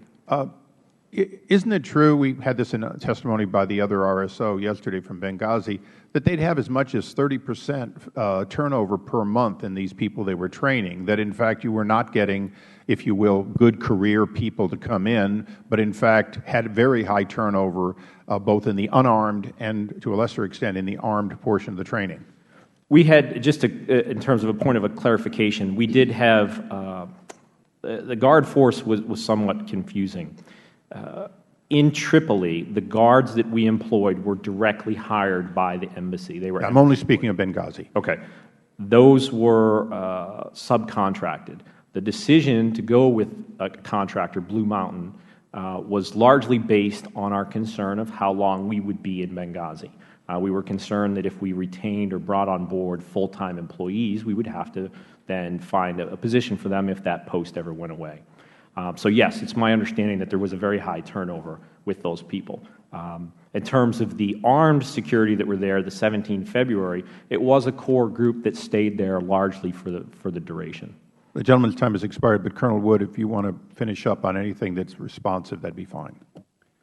Yes, the 16 members of the SST did go to Benghazi on 2 separate occasions to support movement of the principal officer in that location to bolster the security that was there. She made trips to Tobruk and Derna, and they were needed there for the extra movement that she had, and to remain to guard the compound and provide a quick reaction force if necessary. We did that on, like I said, 2 separate occasions to provide that extra support. The SST loan to the security force, what goes above and beyond normal, I guess, law enforcement-oriented security.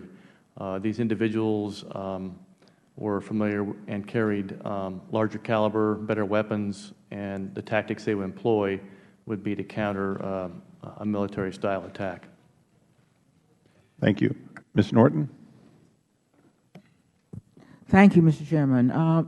Ambassador Kennedy, I want to make sure I clarify one of the most controversial parts of this matter, and that is how the public first learned of the first reason given for the disturbances in Benghazi. Now, I understand that the State Department did not take any position, including the position taken by Ambassador Rice, so I think it's important to trace how the ambassador came to the conclusions that she reported on television. She said that her information was that the Benghazi matters were similar to the protests that had arisen in Cairo, and she referred to extremist elements, opportunistic elements, taking advantage, essentially, of that protest. Now, the Office of the Director of National Intelligence issued a statement that indicated that it had been the source of the ambassador's statement, and I'd like to read what the National Intelligence Director said. In the immediate aftermath, there was information that led us to assess that the attack began spontaneously following protests earlier that day at our embassy in Cairo. We provided that initial assessment to executive branch officials and members of Congress who used that information to discuss the attack publicly and to provide updates as they became available. Throughout our investigation, we continued to emphasize that information gathered was preliminary and evolving. I know, by the way, that Mr. Nostrom, you say in your testimony, I'm looking at page 2, that the ferocity and intensity of the attack was nothing that we had seen in Libya or that I had seen in my entire time in diplomatic service, indicating that this was something of a surprise attack, and I might say, suggesting that perhaps we should be about rethinking how to protect our outposts, since it's clear we're not going to do it with lots of funds. But what I read as the statement, Ambassador Kennedy, could I ask you, from the National Intelligence Director, could I ask you if you have any reason to doubt that Ambassador Rice relied on that information from the National Intelligence Director? No, Mrs. Norton. When I came up to give a briefing earlier that week, followed by, I think, a day or two later by Ambassador Rice, both of us were relying on the same information. And as I said in my oral statement, that if I or any other senior administration official, career or non-career, would have been on that television show other than Susan Rice, we would have said the same thing because we were drawing on the intelligence information that was then available to us. This has been, as you all know, a very much an evolving situation. What we knew that first week and that first weekend has evolved over time, so we know much more now than we knew then. Indeed, the National Director issued a statement on the 28th, and he said, as we learned more about the attack, we revised our initial assessment to reflect new information indicating that it was a deliberate and organized terrorist attack carried out by extremists. So we see the evolving nature of it. Look, I have to ask you about the diplomats who were stationed in Cairo, who were accused of by Governor Mitt Romney of sympathizing with the attackers. I'd like to know how these diplomats, these personnel in Cairo reacted to that criticism. I'm afraid, Ms. Norton, I don't know. I have not had any conversations with the Public Affairs section and the embassy in Cairo, but I can assure you from just my general knowledge for 39 years in the Foreign Service that there is not a Foreign Service officer or Foreign Service professional in our service who at all sympathizes or agree with terrorists. Thank you. We now go to the gentleman from Ohio, Mr. Jordan. Could you yield me 10 seconds for a quick question? Let's understand, what you're saying here today is that one piece of intel got you guys, yourself and Secretary Rice or Ambassador Rice, to make a wrong statement 5 or 6 days later and still be making it, because Sunday is a long time after Tuesday. So you're saying that you got it wrong and it stayed wrong, you didn't know any better between the 11th and the 16th. Is that right? The information that was available, the information that was available from the intelligence community to both myself when Ambassador, you're a great witness historically. I asked you, did you have any contrary knowledge over those 5 days? That's all I want. No, sir. Okay, you didn't know any better for the next 5 days is your testimony. Thank you, Mr. Jordan. Mr. Chairman, may I ask unanimous consent that we give equal time to Mr. Cummings to respond and then give Mr. Jordan his full 5 minutes? Mr. Chairman, on that request, be honest, Mr. Jordan. On a point of order. Requesting time. On a point of order. I'd ask unanimous consent that the ranking member have 15 seconds without objection. On a point of order. Objection. Mr. Chairman, with all due respect, you just went over. You don't have to apologize to me. With all due respect, you just allowed Mr. Burton to go over by 2 minutes, and you're giving Mr. Cummings 15 seconds. You know what I mean? There's a little bit. Mr. Chairman, I'm sure you're going to balance out the time. No, I understand, and we have gone over both on witnesses and that, and I'm going to pull it back into 5 minutes very solidly. Okay, but just be fair to the before we get down to your part of the dais, I will get there. I promise. Thank you, sir. Mr. Chairman, thank you. Without objection, the ranking member is given equal time to ask a question. I just want to go back to you, Ambassador. I think Ms. Norton and the Chairman asked a very critical question. The Chairman talked about the 5 days. Can you try to explain that to us? That, during that period of 5 days or whatever it was, not having the information contrary to what Ms. Rice may have said. I understand it was based on intelligence, but can you explain how that could happen to the public? In other words, were you all still gathering information? Was the State Department in the process of trying to get it right? I mean, what was going on there? Do you know? Mr. Cummings, we were gathering information. We were closely coordinating with our colleagues in the intelligence community. We wanted to know what was happening more than anyone else because we also had dozens of other embassies that we are concerned about, including attacks on 3 or 4 other embassies. So we were looking for every piece of information that we could get from no matter what rational and reasonable source to feed into our consideration of what steps we should take to protect U.S. diplomatic facilities. Just last question, Mr. Chairman. Is it unusual for you all to rely on the intelligence community for that kind of information? We have a great partnership, Mr. Cummings, with the intelligence community, and we heavily depend upon the information they provide us, just as they heavily depend upon the information we provide them. Thank you, Mr. Chairman. I thank you. And now the gentleman from Ohio has exactly 5 minutes. Thank you. I thank the Chairman. Lieutenant Colonel Wood, how many months were you in Libya? I was in Libya approximately 6 months. Mr. Nordstrom, how many months were you in Libya? Approximately 10. Ms. Lamb, how many times have you visited Libya how many times have you visited Libya, period? I have not. None over the last 14, 15 months? No. None since the 200-plus incidents, security incidents in Libya you visited? No, sir. Mr. Kennedy, how many times have you been to Libya? None. Okay. Let me go to this process. We had numbers earlier from Mr. Nordstrom. You talked about 3/5 in Libya. Then we talked about you wanted 12 plus a backup of 6. So I want to know about this process. And actually, I'll go to Mr. Kennedy first. In your testimony, Mr. Kennedy, you'd say the Department of State regularly assesses risk and allocation of resources for security, a process which involves considered judgments of experienced professionals on the ground and in Washington using the best information available. So that process, I want to know how the decision was made. Are you involved in that process, Ambassador Kennedy? At most normal occasions, I am not involved. There's an ongoing dialogue. Where does that process go to? Are people in the White House directly involved in that process? Is Secretary Clinton directly involved in that process?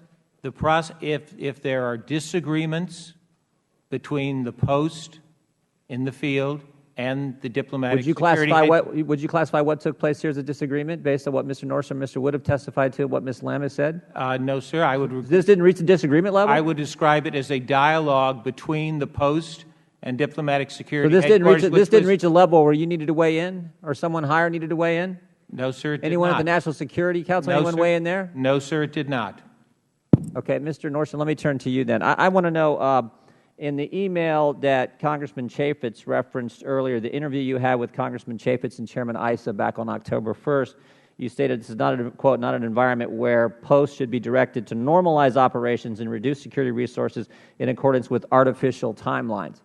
And yet today in your testimony, it was a little different tenor, as I think the ranking member brought out. And you mentioned at one point the answer should not be to operate from a bunker. So I want to ask you these questions. First of all, since that interview with Chairman Issa and Chairman Chaffetz, staff has indicated they've tried to contact you 6 different times via telephone. You've not responded. Is there a reason you did not respond to those telephone calls? That's correct. No, it's correct you didn't respond. Is there a reason? I had been advised by the Department of State that all And who specifically advised you to do that? Our Legislative Affairs Office. And did they tell you where that came from? Did Ms. Lamb specifically advise you not to talk to No, him? she did not. Did Ambassador Kennedy tell you to do that? No, he did not. Did Secretary of State Clinton tell you to do that? No, she did not. So who was the person who told you not to talk with our staff after you gave this interview where you gave us this information? I was advised by the Assistant Secretary Boswell, his office, his staff, that all requests for information and documents would need to be vetted or routed through that office. Did those same individuals help you prepare today's testimony? In the sense of providing general guidelines on how. Did they tell you they wanted to look it over before you came in front of this committee and gave it today? Of course. And did they write it for you? No, they did not. Okay. Ms. Lamb, I want to go back to this decision-making process. So is it customary to not listen as well, I would characterize listen as intently as I think you should have to the guys in the field and what they wanted to have happen when they requested the 12 plus the 6 backup? Yes, sir. I listen intently to those conversations. Okay, Mr. Wood, let me bring you into the conversation here. I want your comments on that specifically, the number you wanted in Libya plus the additional 6. We agreed to the numbers between Eric and I and put forth those numbers. We felt great frustration, the fact that those demands were ignored or in some cases just never met. So the process I was earlier referencing when asking Mr. Ambassador Kennedy, tell me who you felt was involved in that process. Who were the individuals in Washington? You were the folks on the ground at posts. Who were the folks in Washington in that process? I heard Eric Nordstrom refer to Ms. Lamb as far as the deciding authority on providing those additional resources. experienced professionals on the ground in Washington. Who are the other experienced professionals in Washington to help make that decision? I wouldn't know the answer to that. Mr. Nordstrom, who else? Because all we got right now, we know the Secretary of State wasn't, we know the White House wasn't, we know the National Security, we know Ambassador Kennedy wasn't. Somebody had to decide. Someone in Washington was telling you guys you couldn't get what you wanted. So was it just Ms. Lamb, or were there other people involved in this process? Mr. Nordstrom. Again, I can't speculate in terms of who was. The person I dealt with was our regional director, Jim Bacigalupo, and then Ms. Lamb. The ambassador and the DCM, if I could just add, you can raised finish. the same, raised the same concerns. The DCM met with Das Lamb also in February, raised the same concerns in person, and it's my understanding that Ambassador Kretz made additional phone calls. All of us at Post were in sync that we wanted these resources. Okay. Anyone that needs to answer that question, but the gentleman's time has expired. Ms. Lamb? I'll take it. Go ahead. On behalf of Ms. Lamb, Ambassador Kennedy. Now, because I want to make... Briefly, please. Absolutely, Mr. Chairman. I was asked, on a different question, I was asked whether I was going to request a third extension of the SST. I consulted with my colleagues, and because our colleagues had put together... Wait, but that's not what you said earlier. You said you weren't involved, and now you're telling me you are. Which one is it? This is you asked a specific question. Okay, this question, I'm afraid, will be for the next round for both of you. With that, we recognize the gentleman from Ohio also, Mr. Kucinich.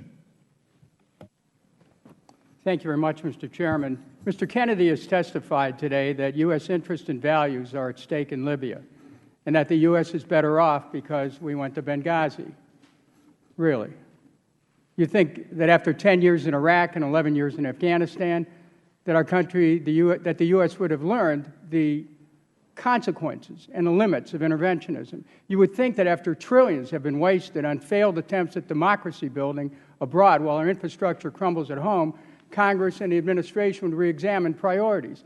Today we're engaging in a discussion about the security failures of Benghazi. There was a security failure. 4 Americans, including our ambassador, Ambassador Christopher Stevens, were killed. Their deaths are a national tragedy. My sympathy is with the families of those who were killed. There has to be accountability. I haven't heard that yet. We have an obligation to protect those who protect us. That's why this Congress needs to ask questions. The security situation did not happen overnight because of a decision made by someone at the State Department. We could talk about hundreds of millions of dollars in cuts for funding for embassy security over the last 2 years as a result of a blind pursuit of fiscal austerity. We could talk about whether it's prudent to rely so heavily on security contractors rather than our own military or State Department personnel. We could do a he said, she said about whether the State Department should have beefed up security at the embassy in Benghazi. But we owe it to the diplomatic corps, who serves our nation, to start at the beginning, and that's what I shall do. The security threats in Libya, including the unchecked extremist groups who are armed to the teeth, exist because our nation spurred on a civil war, destroying the security and stability of Libya. And, no one defends Gaddafi. Libya was not in a meltdown before the war. In 2003, Gaddafi reconciled with the community of nations by giving up his nation's pursuit of nuclear weapons. At the time, President Bush said, Gaddafi's actions made our country and our world safer. Now, during the Arab Spring, uprisings across the Middle East occurred, and Gaddafi made ludicrous threats against Benghazi. Based on those verbal threats, we intervened, absent constitutional authority, I might add. We bombed Libya. We destroyed their army. We obliterated their police stations. Lacking any civil authority, armed brigades control security. Al-Qaeda expanded its presence. Weapons are everywhere. Thousands of shoulder-to-air missiles are on the loose. Our military intervention led to greater instability in Libya. Many of us, Democrats and Republicans alike, made that argument to try to stop the war. It's not surprising, given the inflated threat and the grandiose expectations inherent in our nation building in Libya, that the State Department was not able to adequately protect our diplomats from this predictable threat. It's not surprising, and it's also not acceptable. It's easy to blame someone else, like a civil servant at the State Department. We all know the game. It's harder to acknowledge that decades of American foreign policy have directly contributed to regional instability and the rise of armed militias around the world. It's even harder to acknowledge Congress's role in the failure to stop the war in Libya, the war in Iraq, the war in Afghanistan, the war in Pakistan, the war in Yemen, the war in Somalia, and who knows where else. It's harder to recognize Congress's role in a failure to stop the drone attacks that are still killing innocent civilians and strengthening radical elements abroad. We want to stop the attacks on our embassies? Let's stop trying to overthrow governments. This should not be a partisan issue. Let's avoid the hype. Let's look at the real situation here.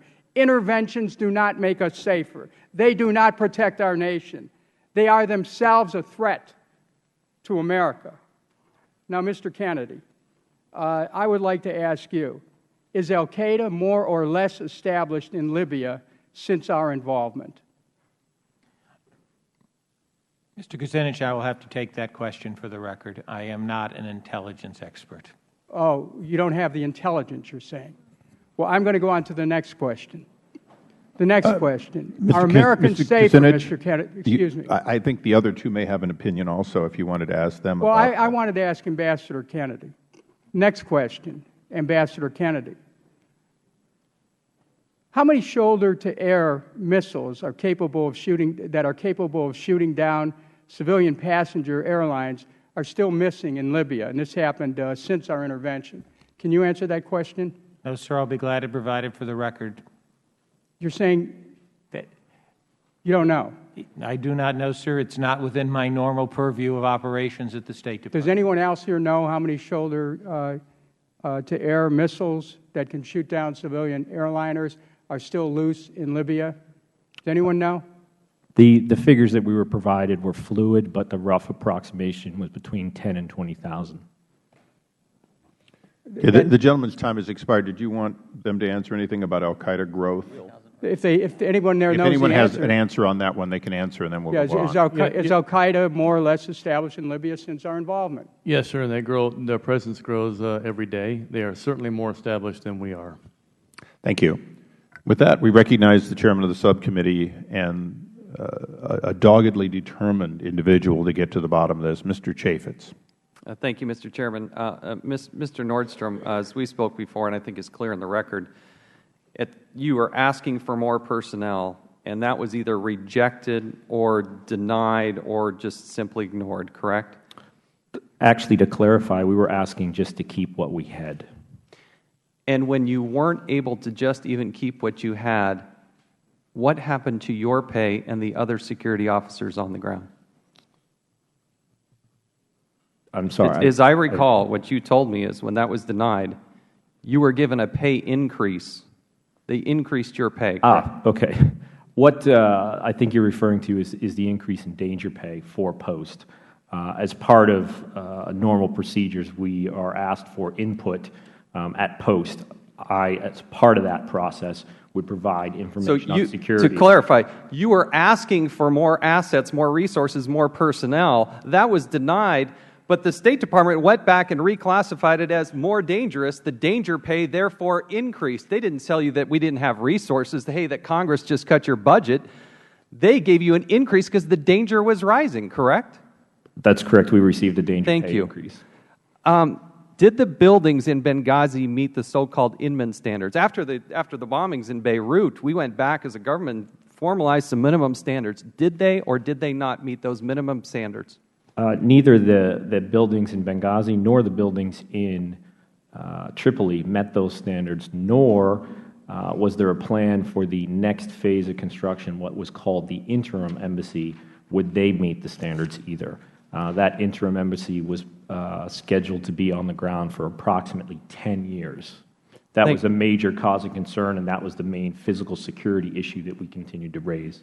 Thank you. And Mr. Chairman, I would point to an August 20 cable that UN officials believe that the Supreme Security Council is, quote, fading away, unquote, unwilling to take on, quote, anyone with powerful patrons or from powerful tribes, end quote. This cable back to Washington, D.C. also said that incidents continue in this security vacuum, as they refer to it in Benghazi. Mr. Chairman, I would also point to September 4th. In their memo, they highlighted the September 1st, quote, maximum alert. A maximum alert, September 1st. This was the information that was coming. And what's infuriating is that we have hundreds of terrorist types of activities. Our consulate is bombed twice. The British ambassador has an assassination attempt. And you're over here arguing about whether the number was 5 or 2 or 5 or 3. And the security experts who actually even been to Libya didn't get the resources that they asked for. Colonel Wood, did you or participate in any way, shape, or form in requests for additional personnel in Libya, and what was the consequence of those requests? Yes, sir, I did. I assisted Eric Nordstrom in preparation of the requests for support in as much as they dealt with SST support. I reviewed some of those documents and assisted in the preparation of those. I'd like to add also that there was frustration from the beginning. The initial, or perhaps it was the second request for extension that occurred in April 5th. Ambassador Kretz encountered some difficulty in understanding what was going on. He was getting conflicting signals from DOD and DOS. I got him together with General Ham. They worked out a complete understanding. And General Ham made it very clear to Ambassador Kretz that he could have the SST as long as he needed them. This was a great interagency cooperation, and that was made very clear to him. It was also made clear to Jean Polishek, who took over as Chargé d'Affaires in between Ambassador Kretz and Ambassador Stevens. He came personally and told her that. He also had a VTC with Ambassador Stevens and reiterated that same point, that the SST was his as long as he needed them. All he had to do was request them, and General Ham was perfectly willing to provide that support. Mr. Nordstrom, did you ever specifically ask Charlene Lamb, or did she ever specifically direct you not to ask for additional DOD SST extension? I recall 2 specific phone calls, one in the February timeframe, one in the July timeframe. I had the opportunity to refresh my recollection on one of those phone calls by talking to the 2 agents who happened to be present in the living room of the ambassador's residence, which is where we used as our office. In those conversations, I recall that I was specifically told, you cannot request an SST extension. How I interpreted that was that there was going to be too much political cost, or for some reason there was hesitancy on that. In the first case in February, the ambassador and DCM and I all felt strongly about the need for that, and we went ahead and requested it anyway. Thank you, Mr. Chairman. Thank you. And we now go to the gentleman from Massachusetts, and we appreciate his patience for 5 minutes. Thank you, Mr. Chairman. I also want to thank the witnesses, all of you, for your willingness to come and help the committee with its work. Obviously, I want to acknowledge the tremendous sacrifice of Ambassador Stevens and former Navy SEALs Tyrone Woods and Glenn Doherty, who is a favorite son of Massachusetts, my home state, and as well as Communications Specialist Sean Smith. I want to make 2 points, however. One is, I think the best way to honor the memory of those American heroes is to address the general and global issue of embassy security, so that when we do assign other brave Americans to fill these posts, that they do have adequate security. Now, many members of this committee, both sides of the aisle here, have traveled to the Middle East dozens and dozens of times. We've visited some, and the Chairman has mentioned them in his opening remarks, mentioned Damascus, Syria, mentioned Beirut, Lebanon. I just came back from Sana'a, Yemen, where, at least in Yemen, they're undergoing some structural changes there in response to threats there. But we have some embassies that predate even the attacks on Nairobi, Kenya, or Dar es Salaam, Tanzania, so that we've got old world embassies that are located right on the street, right on the souk in the Middle East, and that are terribly exposed to car bombs and to attacks. So I think the best way really to approach this thing is, number one, is take a holistic approach to this and figure out how we can prevent this type of thing from happening again. And I think my second point, really the easiest way to strengthen embassy security is to get on the same page. And I have to tell it like it is. And in recent budgets, my Republican colleagues have supported cuts to funding for embassy security. Well, the first thing you got to do to strengthen embassy security is to try to meet Secretary Clinton's request for funding for embassy security. That'll help a lot. Ambassador Kennedy and Ms. Lamb, what would a few $100 million like was cut from the President's request and Secretary Clinton's request for embassy security, what would that mean to you in terms of providing that level of protection that every son and daughter of America deserves when they accept that post to go into a dangerous area, especially some of the spots that we got right now in the Middle East? What would that few $100 million do to your ability to provide an adequate level of protection on their behalf? Mr. Lynch, if we receive the President's budget request for fiscal year 13, which is still pending before the Congress, we would be able to construct new facilities, and we would be able to upgrade additional facilities to get to the higher standards we seek. Well, look, I want to go back to the Chairman's point. The situations in Damascus and in Beirut. Obviously, Damascus, we've withdrawn our embassy personnel. But we still got the same problem there. When things get straightened out, we're still on the main street. We're negotiating. We were negotiating. I had personal conversations with President Assad a couple of years ago about getting a new facility there. Do we have a task force that is looking at providing the setback that we need to provide that level of protection and to relocate some of these embassies? We do, sir. We have a strategic plan. We know which embassies are more in danger than others. We are working through that, but that there are limitations on funds. I can only construct so many new facilities each year, depending on the funds I have available to me. Okay. I just want to go back to one point, Ms. Lamb. In your written testimony at page 2, first paragraph, you mentioned that in addition to the security team you had there, there was I think you described it as a rapid response force that was located in the annex. How many folks are in that rapid, do you know? How many are in that rapid response task force or team that would help? Or Mr. Nordstrom, I don't know if you know the number of that.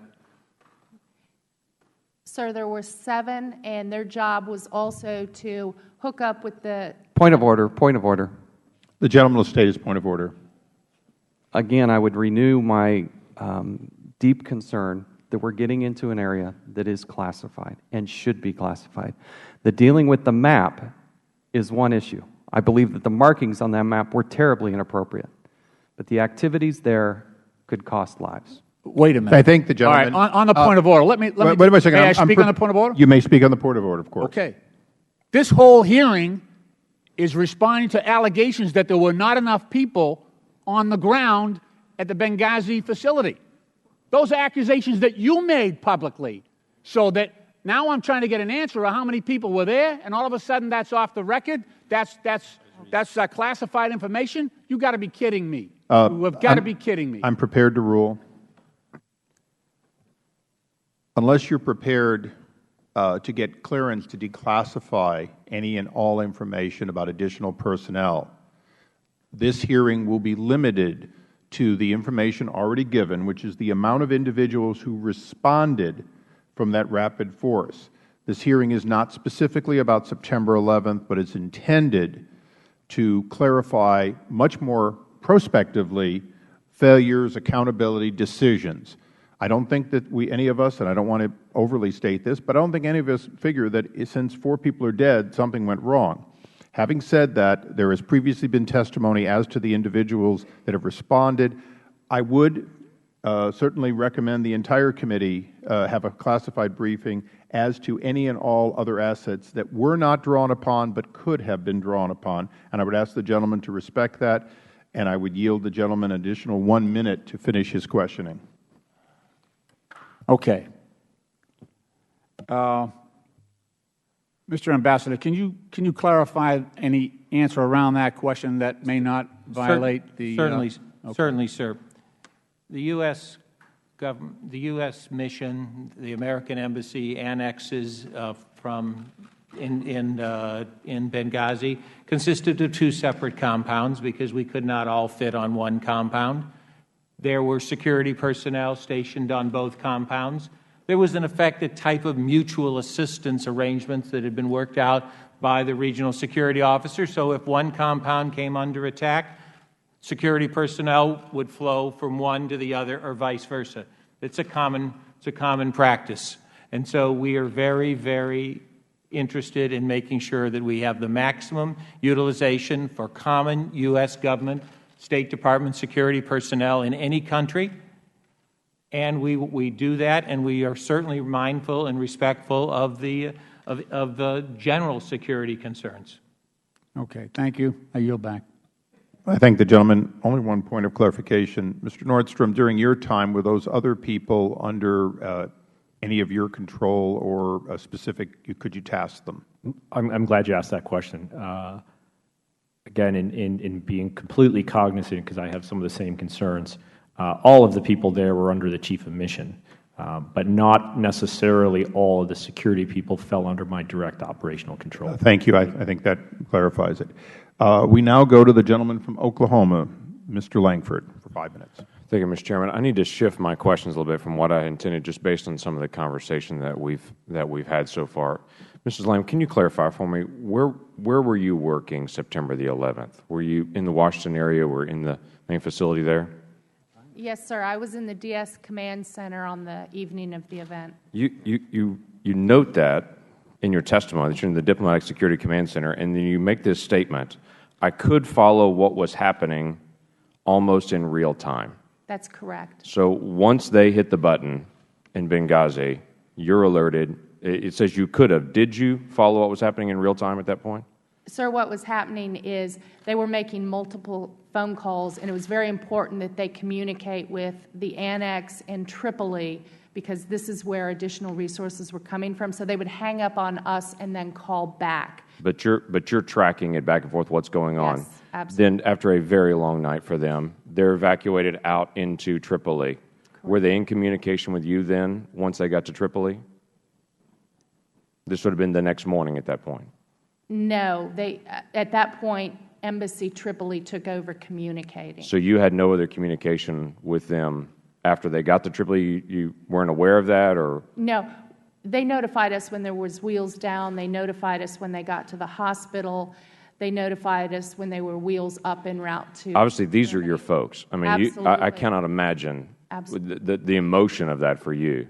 So you had no other connection to know what happened, the details of that, what occurred, these frantic phone calls and all these things that are happening back and forth. They get to Tripoli, and you're not aware anymore of what actually had just happened? No, sir. We continue to follow them, but half of the team had to be rushed to the hospital and treated, and post was provided. You know, they had just been through a horrific it's horrible. ordeal. I mean, your detailed account of this is horrific. And so at this point, providing them the comfort to just come down from the adrenaline and the horror of what had happened, we respected that, and we worked through our colleagues at the embassy in Tripoli. Right. Here's my struggle with that. You're listening in on the command center. You're in communication as it's going on. They get to Tripoli. There's all kinds of conversations that are happening back and forth as people are checking on them. And yet State Department is testifying still today, 5 days later, they didn't know what happened, that was a coordinated terrorist attack. Maybe this was some spontaneous event that occurred when there was constant communication happening. Did someone come to you and ask you from State, was this a protest? Because I would assume you knew pretty quickly This was not some protest that went out of bounds, because there was no protest even there that day. So it's not like there's a big group of people and 24 people jumped out and started shooting. There was no gathering point at all that day, and I would assume you knew that immediately. No, sir, it was not clear. It was a very large compound, and each individual agent was looking at what was happening from a different perspective and a different angle. But was it clear to you there wasn't a protest going on outside? I mean, it's not that large of a compound. You can't see out the front gate to know if there's a protest. No, sir. It happened so fast when they rushed through the gate. It was not clear. I completely understand. 9:40 at night, but the initial reports were this was some large protest that had happened over a video, and that kind of birthed out of that were people running out with RPGs and had attacked. And Ambassador Kennedy has said that's the best we would know even 5 days later.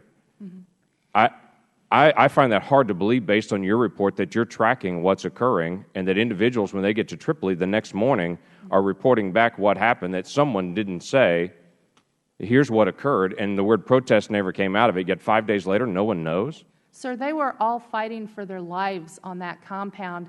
I completely understand that. My question is, the testimony seems to be conflicting today. We're getting reports from State that this wasn't them, this was the intelligence community that made this report. But I hear from you, you were aware of what happened and what went on, and others around you and folks at the embassy. I can't imagine 5, 6, 7 days, 7 days later, the White House press secretary standing up and still giving the same report 7 days later that no one has done this. Now, there are lots of other issues I want to talk about, but I'm kind of amazed at this whole dialogue today that it seems like no one knew, and there's this best-case scenario of this coming out. And I'm struggling with just the basic facts on this. Now, this is irrelevant to the overall what we're going to do in the future and what happened in the past. But I can't seem to put all these pieces together when I'm getting such conflicting stories from people that are listening to it firsthand what's happening on the ground. Ambassador Kennedy, were you want to respond to that? If I could, sir. There were multiple reports coming out. Multiple reports. Were any of the reports saying there was a protest?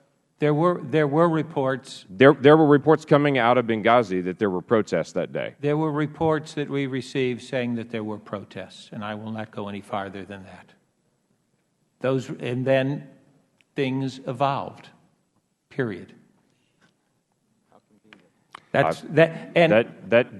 I could, one other thing. Well, no, before the gentleman goes, you said you wouldn't go any further. I would only ask why you're not going any further. If you want to revise and extend other things, that's fine. But why won't you go any further?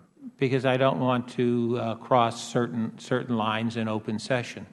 Okay, so you're testifying there are multiple reports, but then in this setting you cannot tell us the multiple reports and where they came from. In open session. I appreciate that. We'll arrange for a classified. The gentleman will conclude.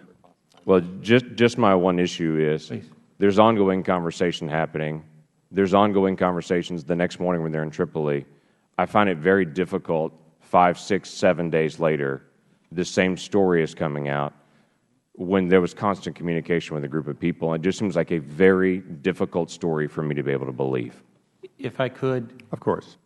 As I said in my opening statement, Mr. Chairman, Mr. Langford, there were multiple reports. We are trying to reconcile the reports because we regard our responsibility to keep the Congress informed. We came up very, very early to talk when we still had multiple threads out there. We were not about to precipitously try to reconcile those multiple threads. I appreciate that, and I do appreciate the fact that 2 days later you called it a terrorist attack. Well, many days later others were using other terms.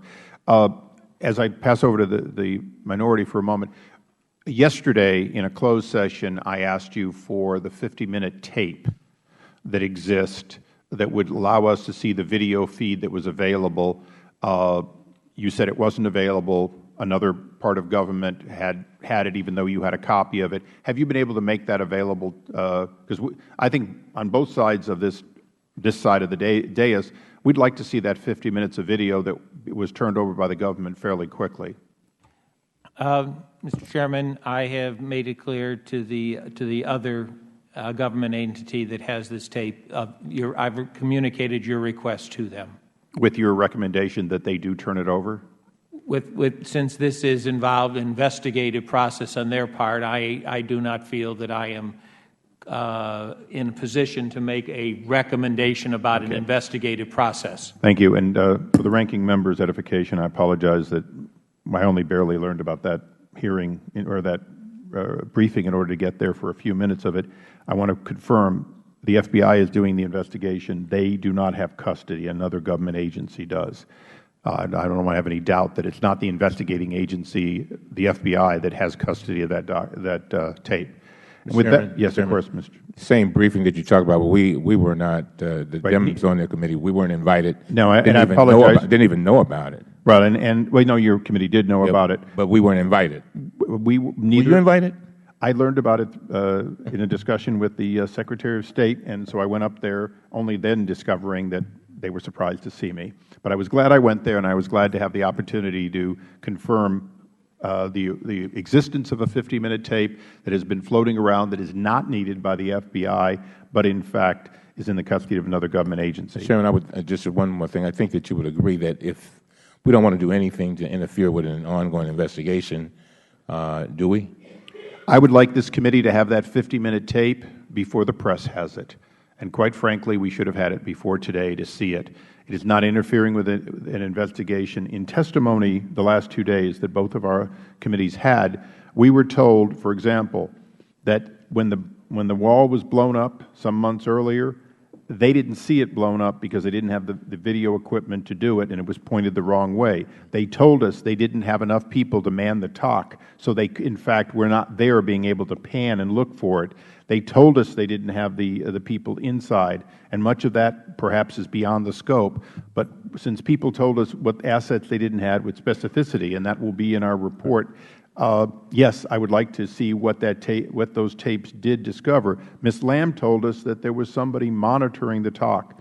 Quite frankly, we were told that they slept there and there were not people to constantly be panning those cameras. So I'd like to see when they began panning them, for example. And there is multiple evidence that we haven't gotten.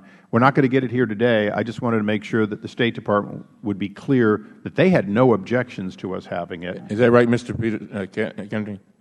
Mr. Cummings, Mr. Chairman, we defer to the law enforcement and investigative elements on this matter.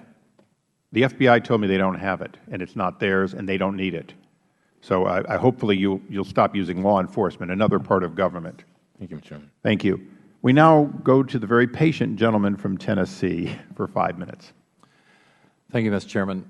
All Americans mourn the loss of the 4 brave Americans who died in Benghazi.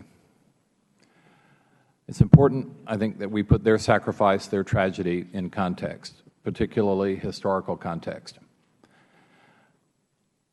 Serving America abroad is dangerous, and certainly every U.S. veteran knows that freedom is not free. Our State Department personnel know that too, but sometimes civilians, comfortable here at home, forget. And sometimes these terrible incidents are not covered as they should be, but sometimes we're focused on other things. I'd like to read an honor roll of the fallen from a previous time. These men, in some cases women, died as victims of terrorists. It was in a different time when we had a great president, Ronald Reagan, who was particularly known for his strength on national defense. I was only able to find a database of the Navy and Marine victims, but there are 56 dead, 46 wounded. And a lot of us, remember that as more or less a peaceful time. It was not. So let me read. Master Bosun's mate Sam Novello, killed by Turkish leftists, Istanbul, Turkey. 3 Marines wounded in a terrorist attack, Costa Rica. 1 crewman killed, 3 wounded from the USS Pensacola, attacked by terrorists in San Juan, Puerto Rico. 1 U.S. Embassy Marine security guard wounded, Beirut, Lebanon. Terrorist bombing of the U.S. Embassy in Beirut, Lebanon. Lieutenant Commander Albert A. Schaufelberger, killed by terrorists in Salvador, El Salvador. Corporal Guillermo San Pedro, killed in a terrorist attack in Cyprus. Captain George Sentes, shot by terrorists near Athens, Greece. Lieutenant Corporal Rudolfo Hernandez, killed in a terrorist attack, Germany. Hospitalman Carl P. England, wounded, Beirut, Lebanon. Petty Officer First Class Michael R. Wagner, assigned to the Defense Attaché Office, killed. Civil Engineer Corps builder Harvey L. Whitaker, killed. Builder First Class Stephen E. Haycock, and 4 Marine security guards wounded in terrorist bombing of U.S. Embassy Annex, East Beirut, Lebanon. Seabees steelworker Second Class Robert Dean Stetham of Underwater Construction Team 1, killed by terrorist, Athens, Greece. Off-duty Marines assigned to Marine Security Guard Detachment San Salvador, killed by terrorist armed with automatic weapons at a cafe in San Salvador. 37 killed, 5 wounded when the USS Stark was struck by Iraqi missiles, Persian Gulf. Terrorist grenade attack at the USO Club in Barcelona, Spain. Colonel Rich Higgins, killed by 2 pro-Iranian terrorists. USS Samuel B. Roberts struck by an Iranian mine, Persian Gulf. Japanese Red Army terrorist bombing of the USO Club in Naples, Italy. Loss of an attack helicopter during operations against Iranian naval forces. And Captain William E. Nordine, Defense and Naval Attaché, killed by a terrorist car bomb, Athens, Greece.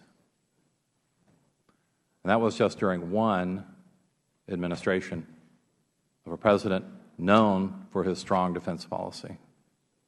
So we should be thankful for the sacrifice of our men and women abroad. As you pointed out, Ms. Lamb, you're in charge of 275 posts around the world. Too many Americans can't find these places on a map, much less appreciate the sacrifice and the risks involved of serving in many lawless zones. So I appreciate Lieutenant Colonel Wood and Mr. Nordstrom, in particular, for helping supervise our security needs in these posts, because the dangers are incredible, especially when we can live in comfort here at home.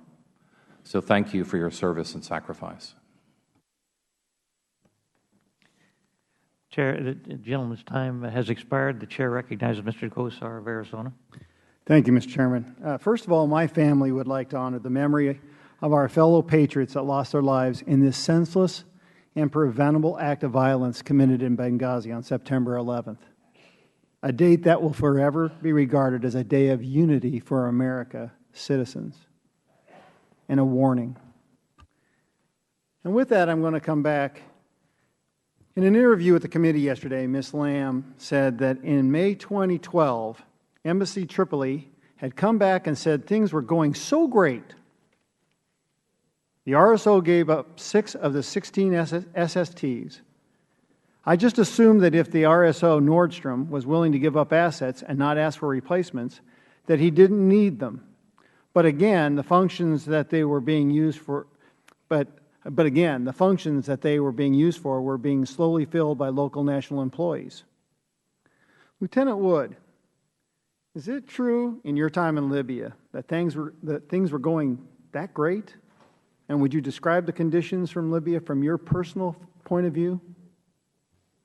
Yes, sir. From my personal point of view, things in Libya always remained difficult and uncertain, and could devolve at any moment into further problems and result in loss of life almost at any minute. SST members were fully integrated with the diplomatic security people there and worked through and under all these difficult circumstances. I have a couple things here I'm trying to find.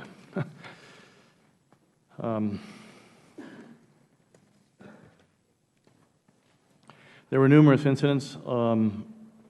Lawless situation was pretty much the norm. There was assassinations that went on of Gaddafi loyalists and back and forth. Insurgent activity continued along the border town of Al Kufra, where it drained a lot of the meager resources of the fledgling government to go down there and try to put down rebellious and insurgent activity going on down there. There was no control of the borders or weapon smuggling in and out of the country. There was a loss of control of weapons types previously mentioned here, the shoulder-fired missiles. And tanks and anti-aircraft guns could be found in the possession of almost anyone, anywhere in Libya.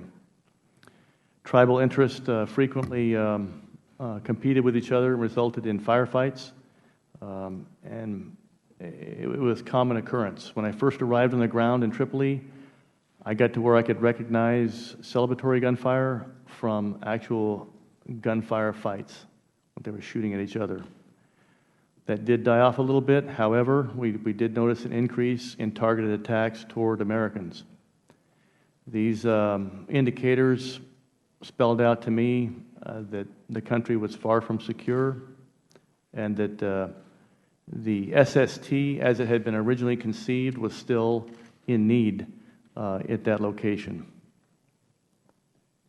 Well, in a document that was produced in late July, and I have that document right here, that has documents over 230 events in Libya since June of 2011. Mr. Nordstrom included this in his part of the general assessment on the security environment. In fact, prior to this attack on our embassy, didn't the Red Cross and the British Consulate move out of Libya? Yes, sir, that's entirely correct. The British Consulate moved out when I was there, and they actually had an MOU with us to leave their weapons and vehicles on our compound there in Benghazi. They would come back and occupy at times, draw their weapons and vehicles, and then do their work, and then return them and leave. The attack on the International Red Cross was another attack that also involved us and threats to the compound there in Benghazi. The threats were made on Facebook to both the remaining Western influences there in Benghazi, being the Red Cross and the U.S. Embassy compound. The Red Cross was attacked with rocket-propelled grenades in early June, and when it was attacked a second time, I believe they made their decision they were going to give up and leave Benghazi. When that occurred, it was apparent to me that we were the last flag flying in Benghazi. We were the last thing on their target list to remove from Benghazi. I voiced my concerns at the country team meeting. Although it was a difficult thing, the country team was left with no options at that point to try and change the security profile there in Benghazi. The resources had been withdrawn. The decision to not renew the SST was pretty much a foregone conclusion by that point in time. But I urged them to do something and anything to include withdrawal from Benghazi, although I knew that was impossible at the time. Thank you, Mr. Chairman. Would the gentleman yield to me? I would happily yield to the Chairman. Colonel Wood, you weren't there on September 11th. Mr. Nordstrom, you weren't there on September 11th. My understanding is several Americans successfully got out alive. The three armed individuals who represented Libyan nationals survived. From your experience, from your combat experience, from your training, both of you, what is the marginal difference between everybody getting out and half or so getting out? In other words, the State Department has been saying effectively nothing could have stopped this. This was so overwhelming. My question is, what would it take? Would one more armed agent have made a difference that everyone would have gotten out? Would two more? Would three more? I understand we'll never know for sure, but what is the difference between chaos and control in a firefight? Colonel Wood? Superior weapons and superior tactics. That's what the SST brought to the table. Those were the qualities and attributes and the bolstering effect that they added to diplomatic security in this type of environment. When they were on the ground, those resident qualities were there for the use of the RSO, and when we left, they were no longer available to him as a possible resource. And Mr. Nordstrom, you'd agree that they did bring that to the if it became necessary? Absolutely. In Tripoli, where we had with the SST, I was never concerned that we would be able to repel any sort of assault there with the 16 and the additional DS agents. Thank you. We now go to Mr. Connolly. Mr. Chairman? Yes? Yes, unanimous consent. Just for 1 minute, you went 2.5 minutes over. Just a minute and a half. Would the gentleman from Virginia yield? I'd ask unanimous consent. The gentleman from Virginia have 6 minutes. Would the gentleman from Virginia consider yielding to the ranking member? I was hoping that the Chairman was going to say that he asked unanimous consent to give a minute and a half to the ranking member, and I gladly would wait for that request, sir, and support it. Take what you get. Without objection, so ordered. 6 minutes. Thank you. Just one gentleman, thank you very much. I just want to go back to something that you wrote in your statement, Mr. Nordstrom, in reference to the question that the Chairman just asked you. And I quote you. I'm reading from page 2. You said, quote, having an extra foot of wall or extra half dozen guards or agents would not have enabled us to respond to that kind of assault. Did you write that? Yes, I did, and I still believe that. Okay. Thank you. Thank you, Mr. Chairman, and thank you to the ranking member. I just want to say, picking up on my friend from Tennessee's remarks, I was a young professional staff member in the Senate Foreign Relations Committee in the early 80s when Ronald Reagan was in the White House, and our Marine amphibious unit was attacked by a truck bomb at the Beirut airport, and dozens of young Americans were killed. I had just been to Beirut on a Senate staff study, and shortly after I returned, our embassy was bombed in downtown Beirut, killing many more Americans, including a good friend of mine who worked at that time for USAID. It is very serious business when tragedies occur in a dangerous world to attempt to exploit it politically, and I know we're not trying to do that here 27 days out from an election. Colonel Wood, you testified that you had concerns and you approached, you're with the Utah National Guard, is that correct? Yes, sir. And you approached your congressperson with these concerns. I assume that's our colleague, Mr. Chaffetz? Yes, sir. Initially, I tried to make contact with Senator McCain because he had made several visits to Tripoli. I was unable to get a response from his office. I thank you. And about what time did you approach your congressperson with these concerns? I sent an email on Sunday, I believe it was the 28th of September. Of September, so fairly recently. Yes, sir. Are you aware of the fact that the Democratic side of the aisle made several attempts, including an email to you last weekend, to try to contact you and to have some opportunity to explore with you the nature of those concerns you share with Mr. Chaffetz, and possibly to understand what you might be testifying to today? A common, by the way, practice. Yes, sir. I assumed that the information I was giving would be shared to the whole committee at some point. I wasn't sure when. So that's why you did not respond to the emails from Democratic staff members? Yes, sir. You weren't in any way, to pick up on Mr. Jordan's questioning of others on the panel, you weren't in any way encouraged or discouraged from talking to the Democratic side of the aisle in preparation for this hearing? No, sir. It was simply easier for me to just to talk to one point of contact. With everything else I had going on, it was just easier to do. I thank you. Ambassador Kennedy, is there an ongoing investigation into what occurred in Benghazi?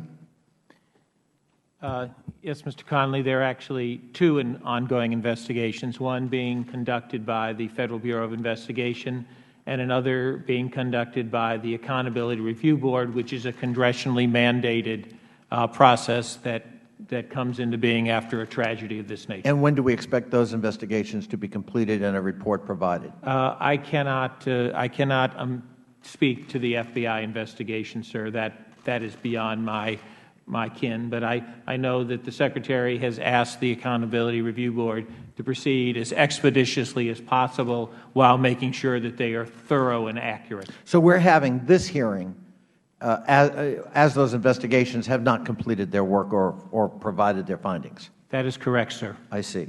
One of the things, if I'm understanding, is it's awfully hard for me and others, I think, to follow what we're trying to get at here. Would you agree, Mr. Nordstrom, that certainly the Libya I experienced briefly, I was in Libya about the same amount of time I believe our colleague Mr. Chaffetz was, and I don't know, did he go to Benghazi? I don't think he went to Benghazi. Did you, Mr. Chaffetz? No, I was not allowed to go. Right. So he and I both went to Tripoli. I was there in May, and it seemed a very volatile situation in terms of too many people with too many weapons, lots of militia, trying to keep control over who was a good guy and who was a bad guy. No matter how many security personnel we might have had in the field, that was a problem at that time, and I gather is still. Would that be an accurate assessment, Mr. Nordstrom? It was. That was one of our major struggles, is just trying to figure out who was who. Right. And so inherently unstable as we're trying to transition from Gaddafi to something we hope is more democratic, a lot more democratic and more stable. Fair? Correct. Okay. And Ambassador Kennedy described it not so much as a dispute as we're going back and forth about needs assessment. And it was your recommendation that the site security team be extended a third time. Is that correct? That's correct. And, Mr. Ambassador, your view was, or your colleague's view was, actually we're trying to graduate from that, and we think we've got the assets to do that. Therefore, for whatever reason, that request was not honored because it was felt that it wasn't needed, or what? Mr. Conley, what we were trying to do is build in a State Department capacity to replace the personnel we had borrowed from the Department of Defense. The SST was great. We really appreciated the assistance they were providing. They provided some airport analysis. The airport was finished. They provided medical capability. The State Department replaced it with its own medical capability. They provided communications capability. We replaced that with the State Department communications capability. And then they also provided direct security assistance personnel, wonderful colleagues from that unit. We were also, though, replacing them, as we do all over the world, by building an inherent State Department capability, and my colleagues believe that we had achieved that right balance between what the State Department could provide and what the military had been providing to us when we were not ready to assume those responsibilities. Thank you. My time is up, Mr. Chairman. Oh, the best part is you got that extra 30 seconds and some you wanted, very artfully. You are always generous. Thank you, Yes. Mr. Chairman. And with that, we go to the gentleman from Idaho, Mr. Labrador. Thank you, Mr. Chairman. One of the most difficult jobs I have as a congressman is to call the families of the men and women who lose their lives in service of this country.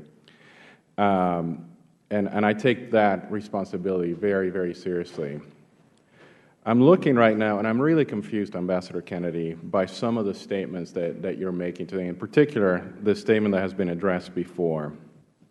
You say that, for example, if any administration official, including any career official, were on television on Sunday, September 16th, they would have said what Ambassador Rice said. The information she had at that point from the intelligence community, and I see how specific you're being from the intelligence community, is the same that I had at that point.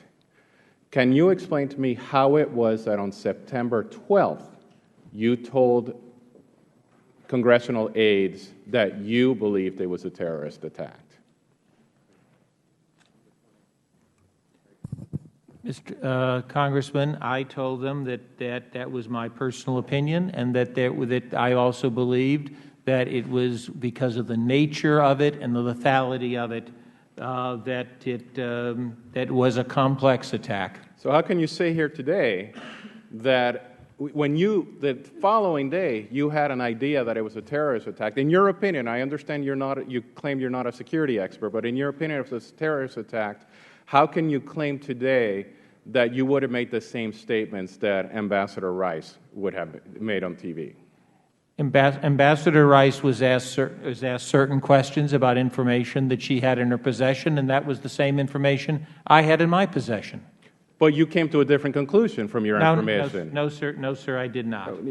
Yes, you did. I mean, the statements are clear. Let me just ask you, you said today that there were multiple reports, and you didn't want to specify what those multiple reports were about what happened on September 11th.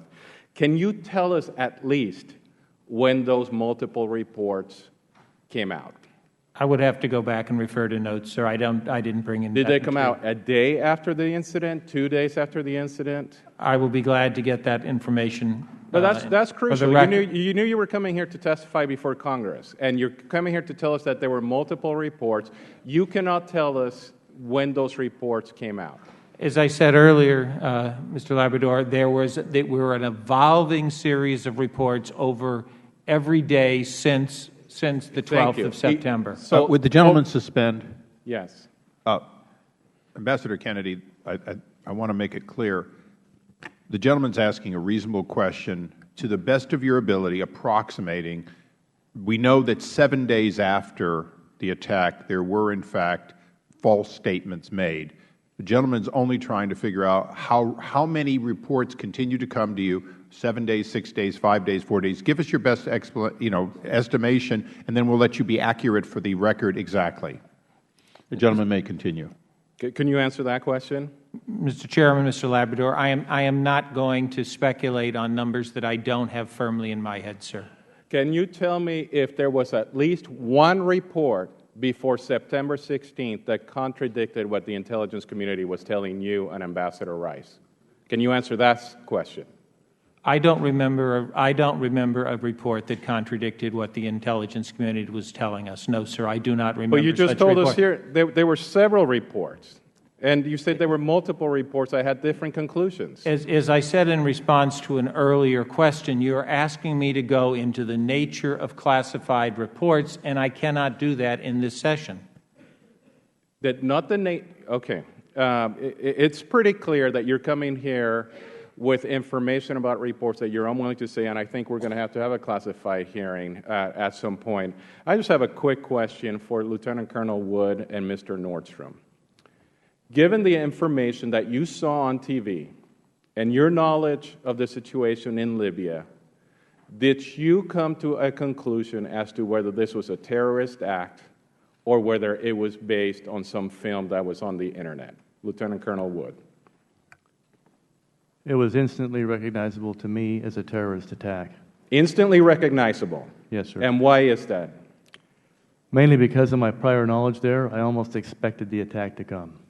We were the last flag flying. It was a matter of time. Mr. Nordstrom, same question. The first impression that I had was that it was going to be something similar to one of the brigades that we saw there. Specifically, the brigade, and it's been named in the press, that came to my mind was Ansar al-Sharia. It was a unit or a group that Lieutenant Colonel Wood's personnel and I had tracked for quite some time. We were concerned about. That specific group had been involved in a similar, but obviously much smaller scale, incident at the end of June involving the Tunisian consulate in Benghazi, where they stormed that facility, and it was in protest to what they claimed was an anti-Islamic film in Tunis. So thank you very much. I just want to make it clear for the record that on September 16th, Ambassador Rice went on TV, and I'm assuming it was at the direction of this administration. She was not there on her own. I'm sure she has better things to do on a Sunday morning. And she went to specifically tell the American people that all of the intelligence information led to only one conclusion, when it is clear that intelligence experts, security experts, and even Ambassador Kennedy, looking at the information that was happening on TV, could have concluded something different. I think that's outrageous, and it is shameful. Thank the gentleman. We now go to the gentleman from Illinois who's been patiently waiting, Mr. Davis, for 5 minutes. Thank you very much, Mr. Chairman, and I want to thank all of the witnesses for participating by appearing here with us today. I also want to commend all of the brave men and women who risk their lives on a daily basis by serving in these high-risk areas. I also extend my condolences to the families of those who lost their lives or were injured during this tragic attack. Following the death of longtime ruler Muammar Gaddafi, Libya and its citizens entered a critical transition period. Ambassador Stevens once described this period as, and I quote, a time of great excitement as the Libyan people first experienced freedom, but also a time of significant trepidation for what might come next. Ambassador Stevens, I think, obviously was correct. Ambassador Kennedy, Benghazi was the cradle of the revolution. Could you explain to us the importance of the diplomatic mission in Libya and the special post in Benghazi? Thank you much, sir. Absolutely. Benghazi was the cradle of the revolution. There is essentially two major parts of Libya, east and west. In order to help the Libyans move forward, to help the Libyans take advantage of their newfound freedom and to build the democratic structure we all wish for any nation to have, we could not hunker down, we could not stay out. As I mentioned earlier, the State Department has to go into harm's way. If we're going to advance U.S. national security interest, we cannot retreat. We have to go, to use a colloquialism, we have to go where the action is. We will take every step we can to mitigate the risk to our personnel abroad, but we cannot end those risks. We cannot stay out of the action. We have to go there. And because, as you correctly posit, sir, because of the importance of Benghazi and the development of the new Libya, we had to have a forward operating location there, and we had to have visits there by Ambassador Stevens. Thank you very much. Mr. Nordstrom, on the other side of this, can you describe some of the challenges faced by security officers in analyzing security risk while allowing the diplomatic mission to interact with the local leaders and individuals in the population and still be effective? Absolutely. That was one of the tensions that we always had. We obviously understood the need to engage across a wide spectrum of programs. That was one of the main reasons we wanted that security resources, so that we could deploy sufficient resources to respond when there was a problem.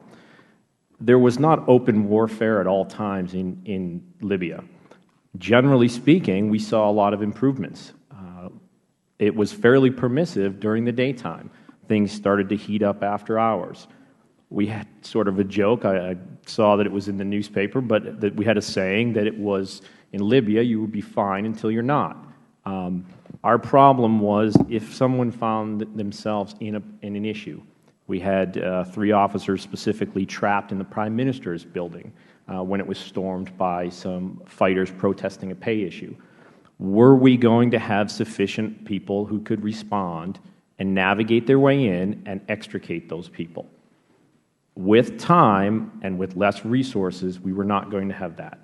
One of the frustrating things that I found early on, and as I mentioned in my testimony, I was extremely pleased with the planning to get us into Libya. The frustrating thing that I found is once the first teams and the first TDYers started to expire at 60 days, there was a complete and total absence of planning that I saw in terms of what we were supposed to do from that point on. So when I requested resources, when I requested assets, instead of supporting those assets, I was criticized. And somehow it was my responsibility to come up with a plan on the ground and not the responsibility for DS. I raised that specific point in a meeting with the DS director in March, that 60 days there was no plan, and it was hope that everything would get better. Mr. Chairman, could I ask for unanimous consent for 15 additional seconds? Without objection, so ordered. Thank you very much.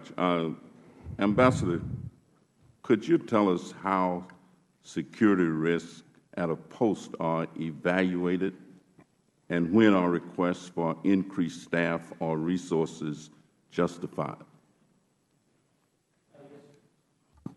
Yes, sir. We have a formula that we try to use. It is not a quadratic equation, but we look at the stability of the government, the threats against us, host government, counterterrorism capability, the setback, the physical plant that we can muster, the ability to get sufficient local guard capability there. We put all that together, but in the end, this is an inherently risky operation. We cannot withdraw always to fortresses. We look at this, and then we try to place, as we believe we placed in Libya, on the basis of all the information we had to date, all the information we had, we put a security program into effect. That is what we call risk mitigation. We cannot end the risk if we cannot achieve that level of risk mitigation, as we did in Damascus or as we have done in other locations. We simply remove our personnel from there because we cannot achieve that level of risk mitigation. Happy to do it. And with that, as a favor to the former chairman of the full committee, I'd ask unanimous consent he have 2 minutes to speak out of order. Without objection, so ordered. Thank you very much, Mr. Chairman. Thank my colleagues. I'll be real brief. First of all, Colonel Wolf and Mr. Nordstrom, you said that al-Qaeda is growing and it's even exceeding our goals in Libya right now. Is that correct? Yes, sir, I would make that assessment. Okay. And Mr. Nordstrom, you said Ansar al-Sharia, which is another terrorist group loosely affiliated with al-Qaeda, is very active there too and was involved. Interestingly, I would not say it was necessarily affiliated. It was actually one of the brigades which fell under the control, well, if you want to call it that, of the Libyan government. It's a terrorist organization as well. Not according to the Libyan government. It was actually one of their pseudo militias. What is your assessment? Well, it's certainly we were concerned that it was an extremist organization that wanted to bring. Don't split words. It's a terrorist organization. Okay, Ms. Lamb, there were 3 mobile security detachments, 18 people, 6 in each one of those detachments, and they were supposedly asked to stay. The leadership did, and you were required to make a decision. They left, and they were not replaced. They were supposed to be backfilled by diplomatic security agents. The 16 troops that, and you said you were watching in real time, incidentally, it's very interesting, but the 16 troops that were replaced, or were supposed to be replaced, or were going to be requested replaced, you said no, and then you said, well, they were going to be in Tripoli, but the fact of the matter is, they not only worked in Tripoli, but when needed, they went down to Benghazi. Is that not right? I believe they made 2 to 3 trips. I know, but they did go to Benghazi, and they could have gone to Benghazi. Yes. But they weren't there, so they were gone. And you decided that you thought that they shouldn't be redeployed. As Undersecretary Kennedy has stated, the specialized skills that they brought when they came originally had been backfilled by other parts of the State Department, and the specialized skills were no longer. But not with U.S. military. No, sir. Okay, that's all I need to know. And I really appreciate you folks taking all the time you have today. Thank you, Mr. Chairman. I thank the gentleman. Colonel Wood, would you just respond? You looked like you were chomping at the bit when Ms. Lamb talked about specialized skills. She made an assessment. Would you agree with that? No, sir, I would not agree. A Special Forces soldier is way above the skill level of a hired local national armed with a pistol, or even the MSD agents that were on the ground there as well. Thank you. Thank you. I think I remember the quote, never take a knife to a gunfight. With that, we go to the gentleman from Connecticut, Mr. Murphy. Thank you very much, Mr. Chairman, and I add my gratitude to those members of the diplomatic corps and military who are putting their lives on the line for this country, and of course my sympathies to the families of those that were lost. Mr. Chairman, I think you had maybe one of the most important lines of questioning about 20 minutes ago when you were inquiring as to what level of security might have really been necessary to repel this attack. And I maybe wanted to pursue that one step further with you, Mr. North. Would the gentleman yield for a second? Sure. Your characterization is almost exact. I was actually talking about in order to extricate successfully Correct. Those who otherwise died. Ultimately, I think it's made clear that you can't repel forever typically that size force. Right. And I simply want to expand on that line of questioning with Mr. Nordstrom, because you very clearly do say in your testimony that the numbers that we're arguing about today, 1 or 2 additional unarmed security forces, 6 or 7 armed security forces may not have made the difference. When you didn't really get the chance to answer that question fully, so I wanted to pose it again to you. When you look back on this attack and you look at what was requested versus what would be necessary to either fully extricate everyone or to fully repel an attack such as this, do you think there's any amount of sort of reasonable numbers that could have been present on the ground there today, there at the time, that would have prevented this attack and this tragedy? Again, I'm just hesitant to speculate on specific numbers, but I think it goes without saying that having more resources on the ground is generally not something that you're going to turn down in a firefight. I would rather have more guns. I would rather have more special forces soldiers that have combat experience, and I'd rather have more armed DS agents on the ground. Certainly, the more of those that you can bring to bear, I think the outcome is going to tip in your favor. And sort of similar question to the Ambassador. We shudder at the notion that an attack like this could happen in the future, that this exceptional event in which 120 attackers armed with assault rifles and rocket-propelled grenades could pose a threat to another installation. What is our position on trying to equip our outposts with the kind of armor and staffing that would be necessary to repel an attack of this size? Is that possible, and does this attack reframe your position and our country's position in terms of the resources that we give our outposts?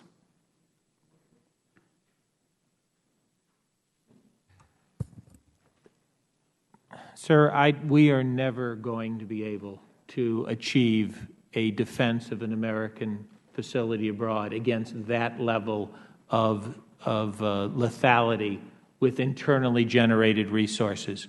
What we try to do, and we have done it in many places around the world, and we're still constructing more and more, is we construct new embassies and we build into those new embassies physical protections that we hope will permit our personnel who will have withdrawn into that building with the capability to wait until the host government, as they are required to do under the Vienna Convention and diplomatic law, responds to our attack. But an attack of that kind of lethality, we're never going to have enough guns. We are a diplomatic service. We have, I think, some of the finest law enforcement professionals in the world in the diplomatic security service.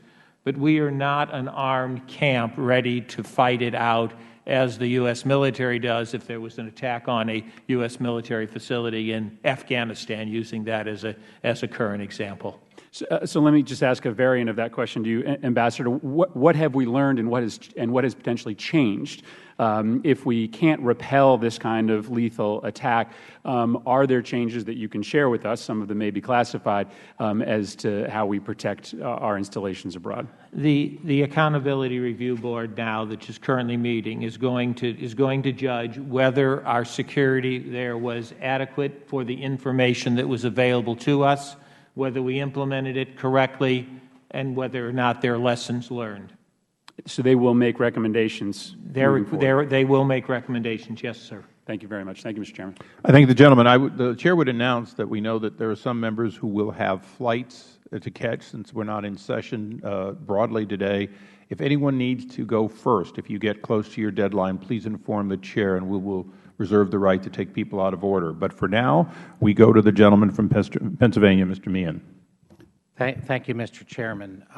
Mr. Nordstrom, you made a comment, complete and total absence of planning. Lieutenant Colonel Wood, you were brought in the first place to the country, part of a team that was in place to both be responsive but to provide security. One of 3 teams of 16 people associated with the Department of Defense, not coming from the budget of Mrs. Lamb, but nonetheless providing. And I see a tale of 2 cities, that while you are have that kind of force early on in the process, notwithstanding your requests, continuously that group is worked down from 3 teams to finally 1 team towards the end instead of 16, your final request in which it is 8. At the same time, we see a worsening of the circumstances. I see this is a draft from Joan Polachek in February of the month. Overall security conditions continue to be unpredictable. Large armed groups not under the control of the central government. The continued presence of security support teams was essential to provide static security in the absence of an appropriate local guard force. Now, we saw with a litany of issues, the IED thrown into the diplomatic post in Benghazi, the RPG attack in the Red Cross, the IED attack, a second one on the we see a litany. Colonel Wood, was there the capacity to be able to provide the kind of security that you thought was necessary while things continued to get worse? Yes, sir. I thought that was the genius behind the design and construct of the SST. It brought all the elements of government power together for the embassy, the diplomatic, the informational, military, and economic. It gave them the military side of that governmental power that we could project abroad. It gave them the expertise of some of the finest quality soldiers in the world and the backup resources that they could tap into at SOC Africa and AFRICOM as well to provide them with all the intelligence and additional capabilities. Why they would turn that asset down is best answered by themselves. Let me ask you about this process called normalization. There was an effort during this period of time as well to transition from people who were trained here by the United States, our soldiers, et cetera, who were in country, and to transition to trained locals, largely Libyans. As I understand it, there was a posting that would be put out where they just asked for people to apply for those positions.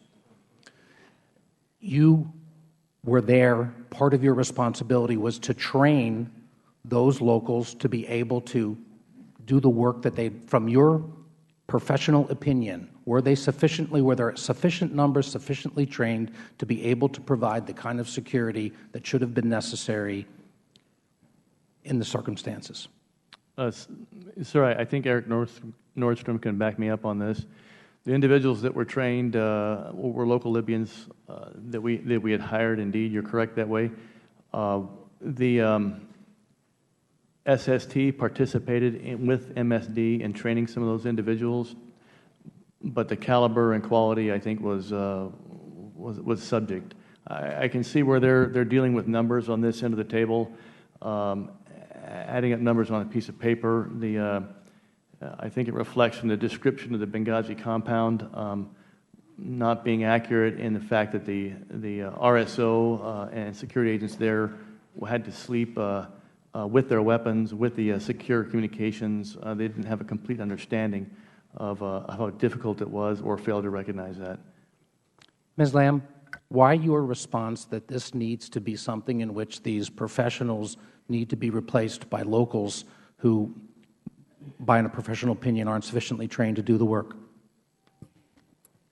Sir, this is the same model that we used in Sana'a. It's been very successful. These trained guards protected. Did you take any time to listen to the reports that were coming up during the period of time that the events were getting worse? Not the same model, but was there specific attention paid to the events in country? Yes, and at the same time, Post had reduced their travel policy. Instead of moving with full motorcades, they were allowing personnel to go out with an embassy driver in a hard car.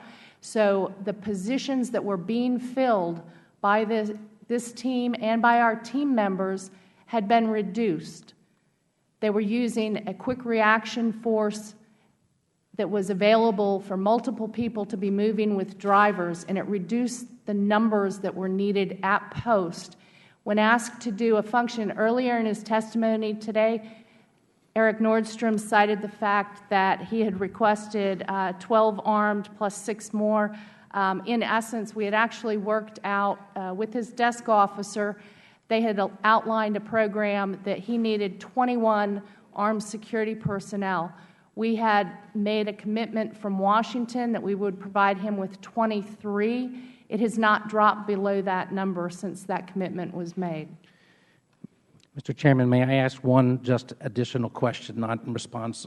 Briefly. Reports came. Mr. Ambassador Kennedy, reports have been made, public reports, in which it has been stated that the imprisoned Ammar Abdul Rahman brigades, this was on CNN, is believed to have possibly been one of the groups that is suspected of carrying out these terrorist attacks. CNN has reported that. Are you aware of any determinations at this point in time in which there's been any discussions within the State Department for the potential transfer or release of the Brian Sheikh from American security? I am unaware of any such discussion, sir. It says the State Department, this was in September, the State Department said that the topic had not come recently from any senior official in Egyptian authorities. So you're aware of no discussions whatsoever that involve the State Department for any kind of a transfer or release of the Brian Sheikh from incarceration or otherwise? That is correct, sir. I am unaware of any such discussion. Are you prepared on behalf of the State Department to make an unequivocal statement that there will not be a release of Abdul Rahman? I'm not going to appear to avoid that question, sir, but I am the Undersecretary of State for Management. I have a series of responsibilities, and that is a question I'll be glad to take for the record to get a complete and State Department position for you. I thank the gentleman. Mr. Nordstrom, you were trying to answer the previous question. Do you want to respond on that? Yeah, I would like to actually, if I could, make a couple of points on that. Das Lamb mentioned that we had shifted to a, quote, lesser security profile. I would like to point out that that was done in March. That was done because we had 18 DS agents, and we were told that it was going to move to 12, 3 MSD teams down to 2 MSD teams. There's an emergency action cable dated in March that specifically references that, and if I recall in general recollection, that the tone of that was that since we had no choice, because we did not have the assets, we had no other option but to move to a model not unlike in basketball, moving from man-to-man defense to a zone defense. So I think that's an important point to make. The other point that was made earlier about the reduction of SST by 6 persons, that's something that Colonel Wood could back me up on as well. Those 6 SST did not leave country. Those 6 SST were still there on compound, could provide us internal defense support. What they were doing was involved in training and liaison with Libyan special forces. Now, why were we doing that? Because as I've testified before, we had absolutely no ability to call upon a host nation force in the event that we were attacked. Our conclusion was the Libyan special forces was one such force that we might be able to count on. So we saw that very much as bolstering our internal defense and our footprint. And Mr. Nordstrom, we placed in front of you something that a different whistleblower gave us. Is that the document you're referring to on May 28th? This was March 28th, I'm sorry. This was the specific one in terms of a follow-up for support, but there was an earlier document in March where we adjusted our movement transportation because we simply would not have the bodies to provide a security agent in each vehicle. Thank you. Ambassador Kennedy, I'd now request that earlier document that's been testified to be taken out of the your in-camera review and delivered to us. Would you do that? I will take that request, sir. Yes, sir. No, I'm asking you now. Mr. Chairman, I have not had a chance to review the document. I have not had a chance to. So I'm Wait a second. I'm unable to. You can't come to a hearing and tell us that you haven't reviewed the documents you were going to allow in-camera review of, and you have allowed it. Somebody on your staff has. At this point, I will enter into the record the March 28, 2012, and specify that the earlier document is being withheld by the State Department. I regret that. Hopefully you'll reconsider so it can be put in the record reasonably close to real time. Mr. Chairman, if I might, I did not say I was denying it. I was simply saying that since I do not have the document in front of me, I have not had a chance. David, would you put the document in front of the Ambassador, please? You have it, don't you? It's in the in-camera. Would you put it in front of the Ambassador, at least so he could see it in camera?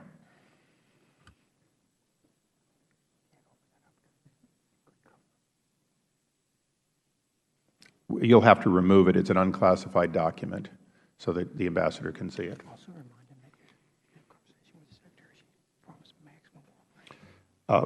And with that, would the staff please make sure this one's being distributed while we're seeing whether we'll get the other one? Okay, it's been distributed. Okay, not wanting to delay this any further, we'll come back to this, Ambassador. With that, we go to the gentleman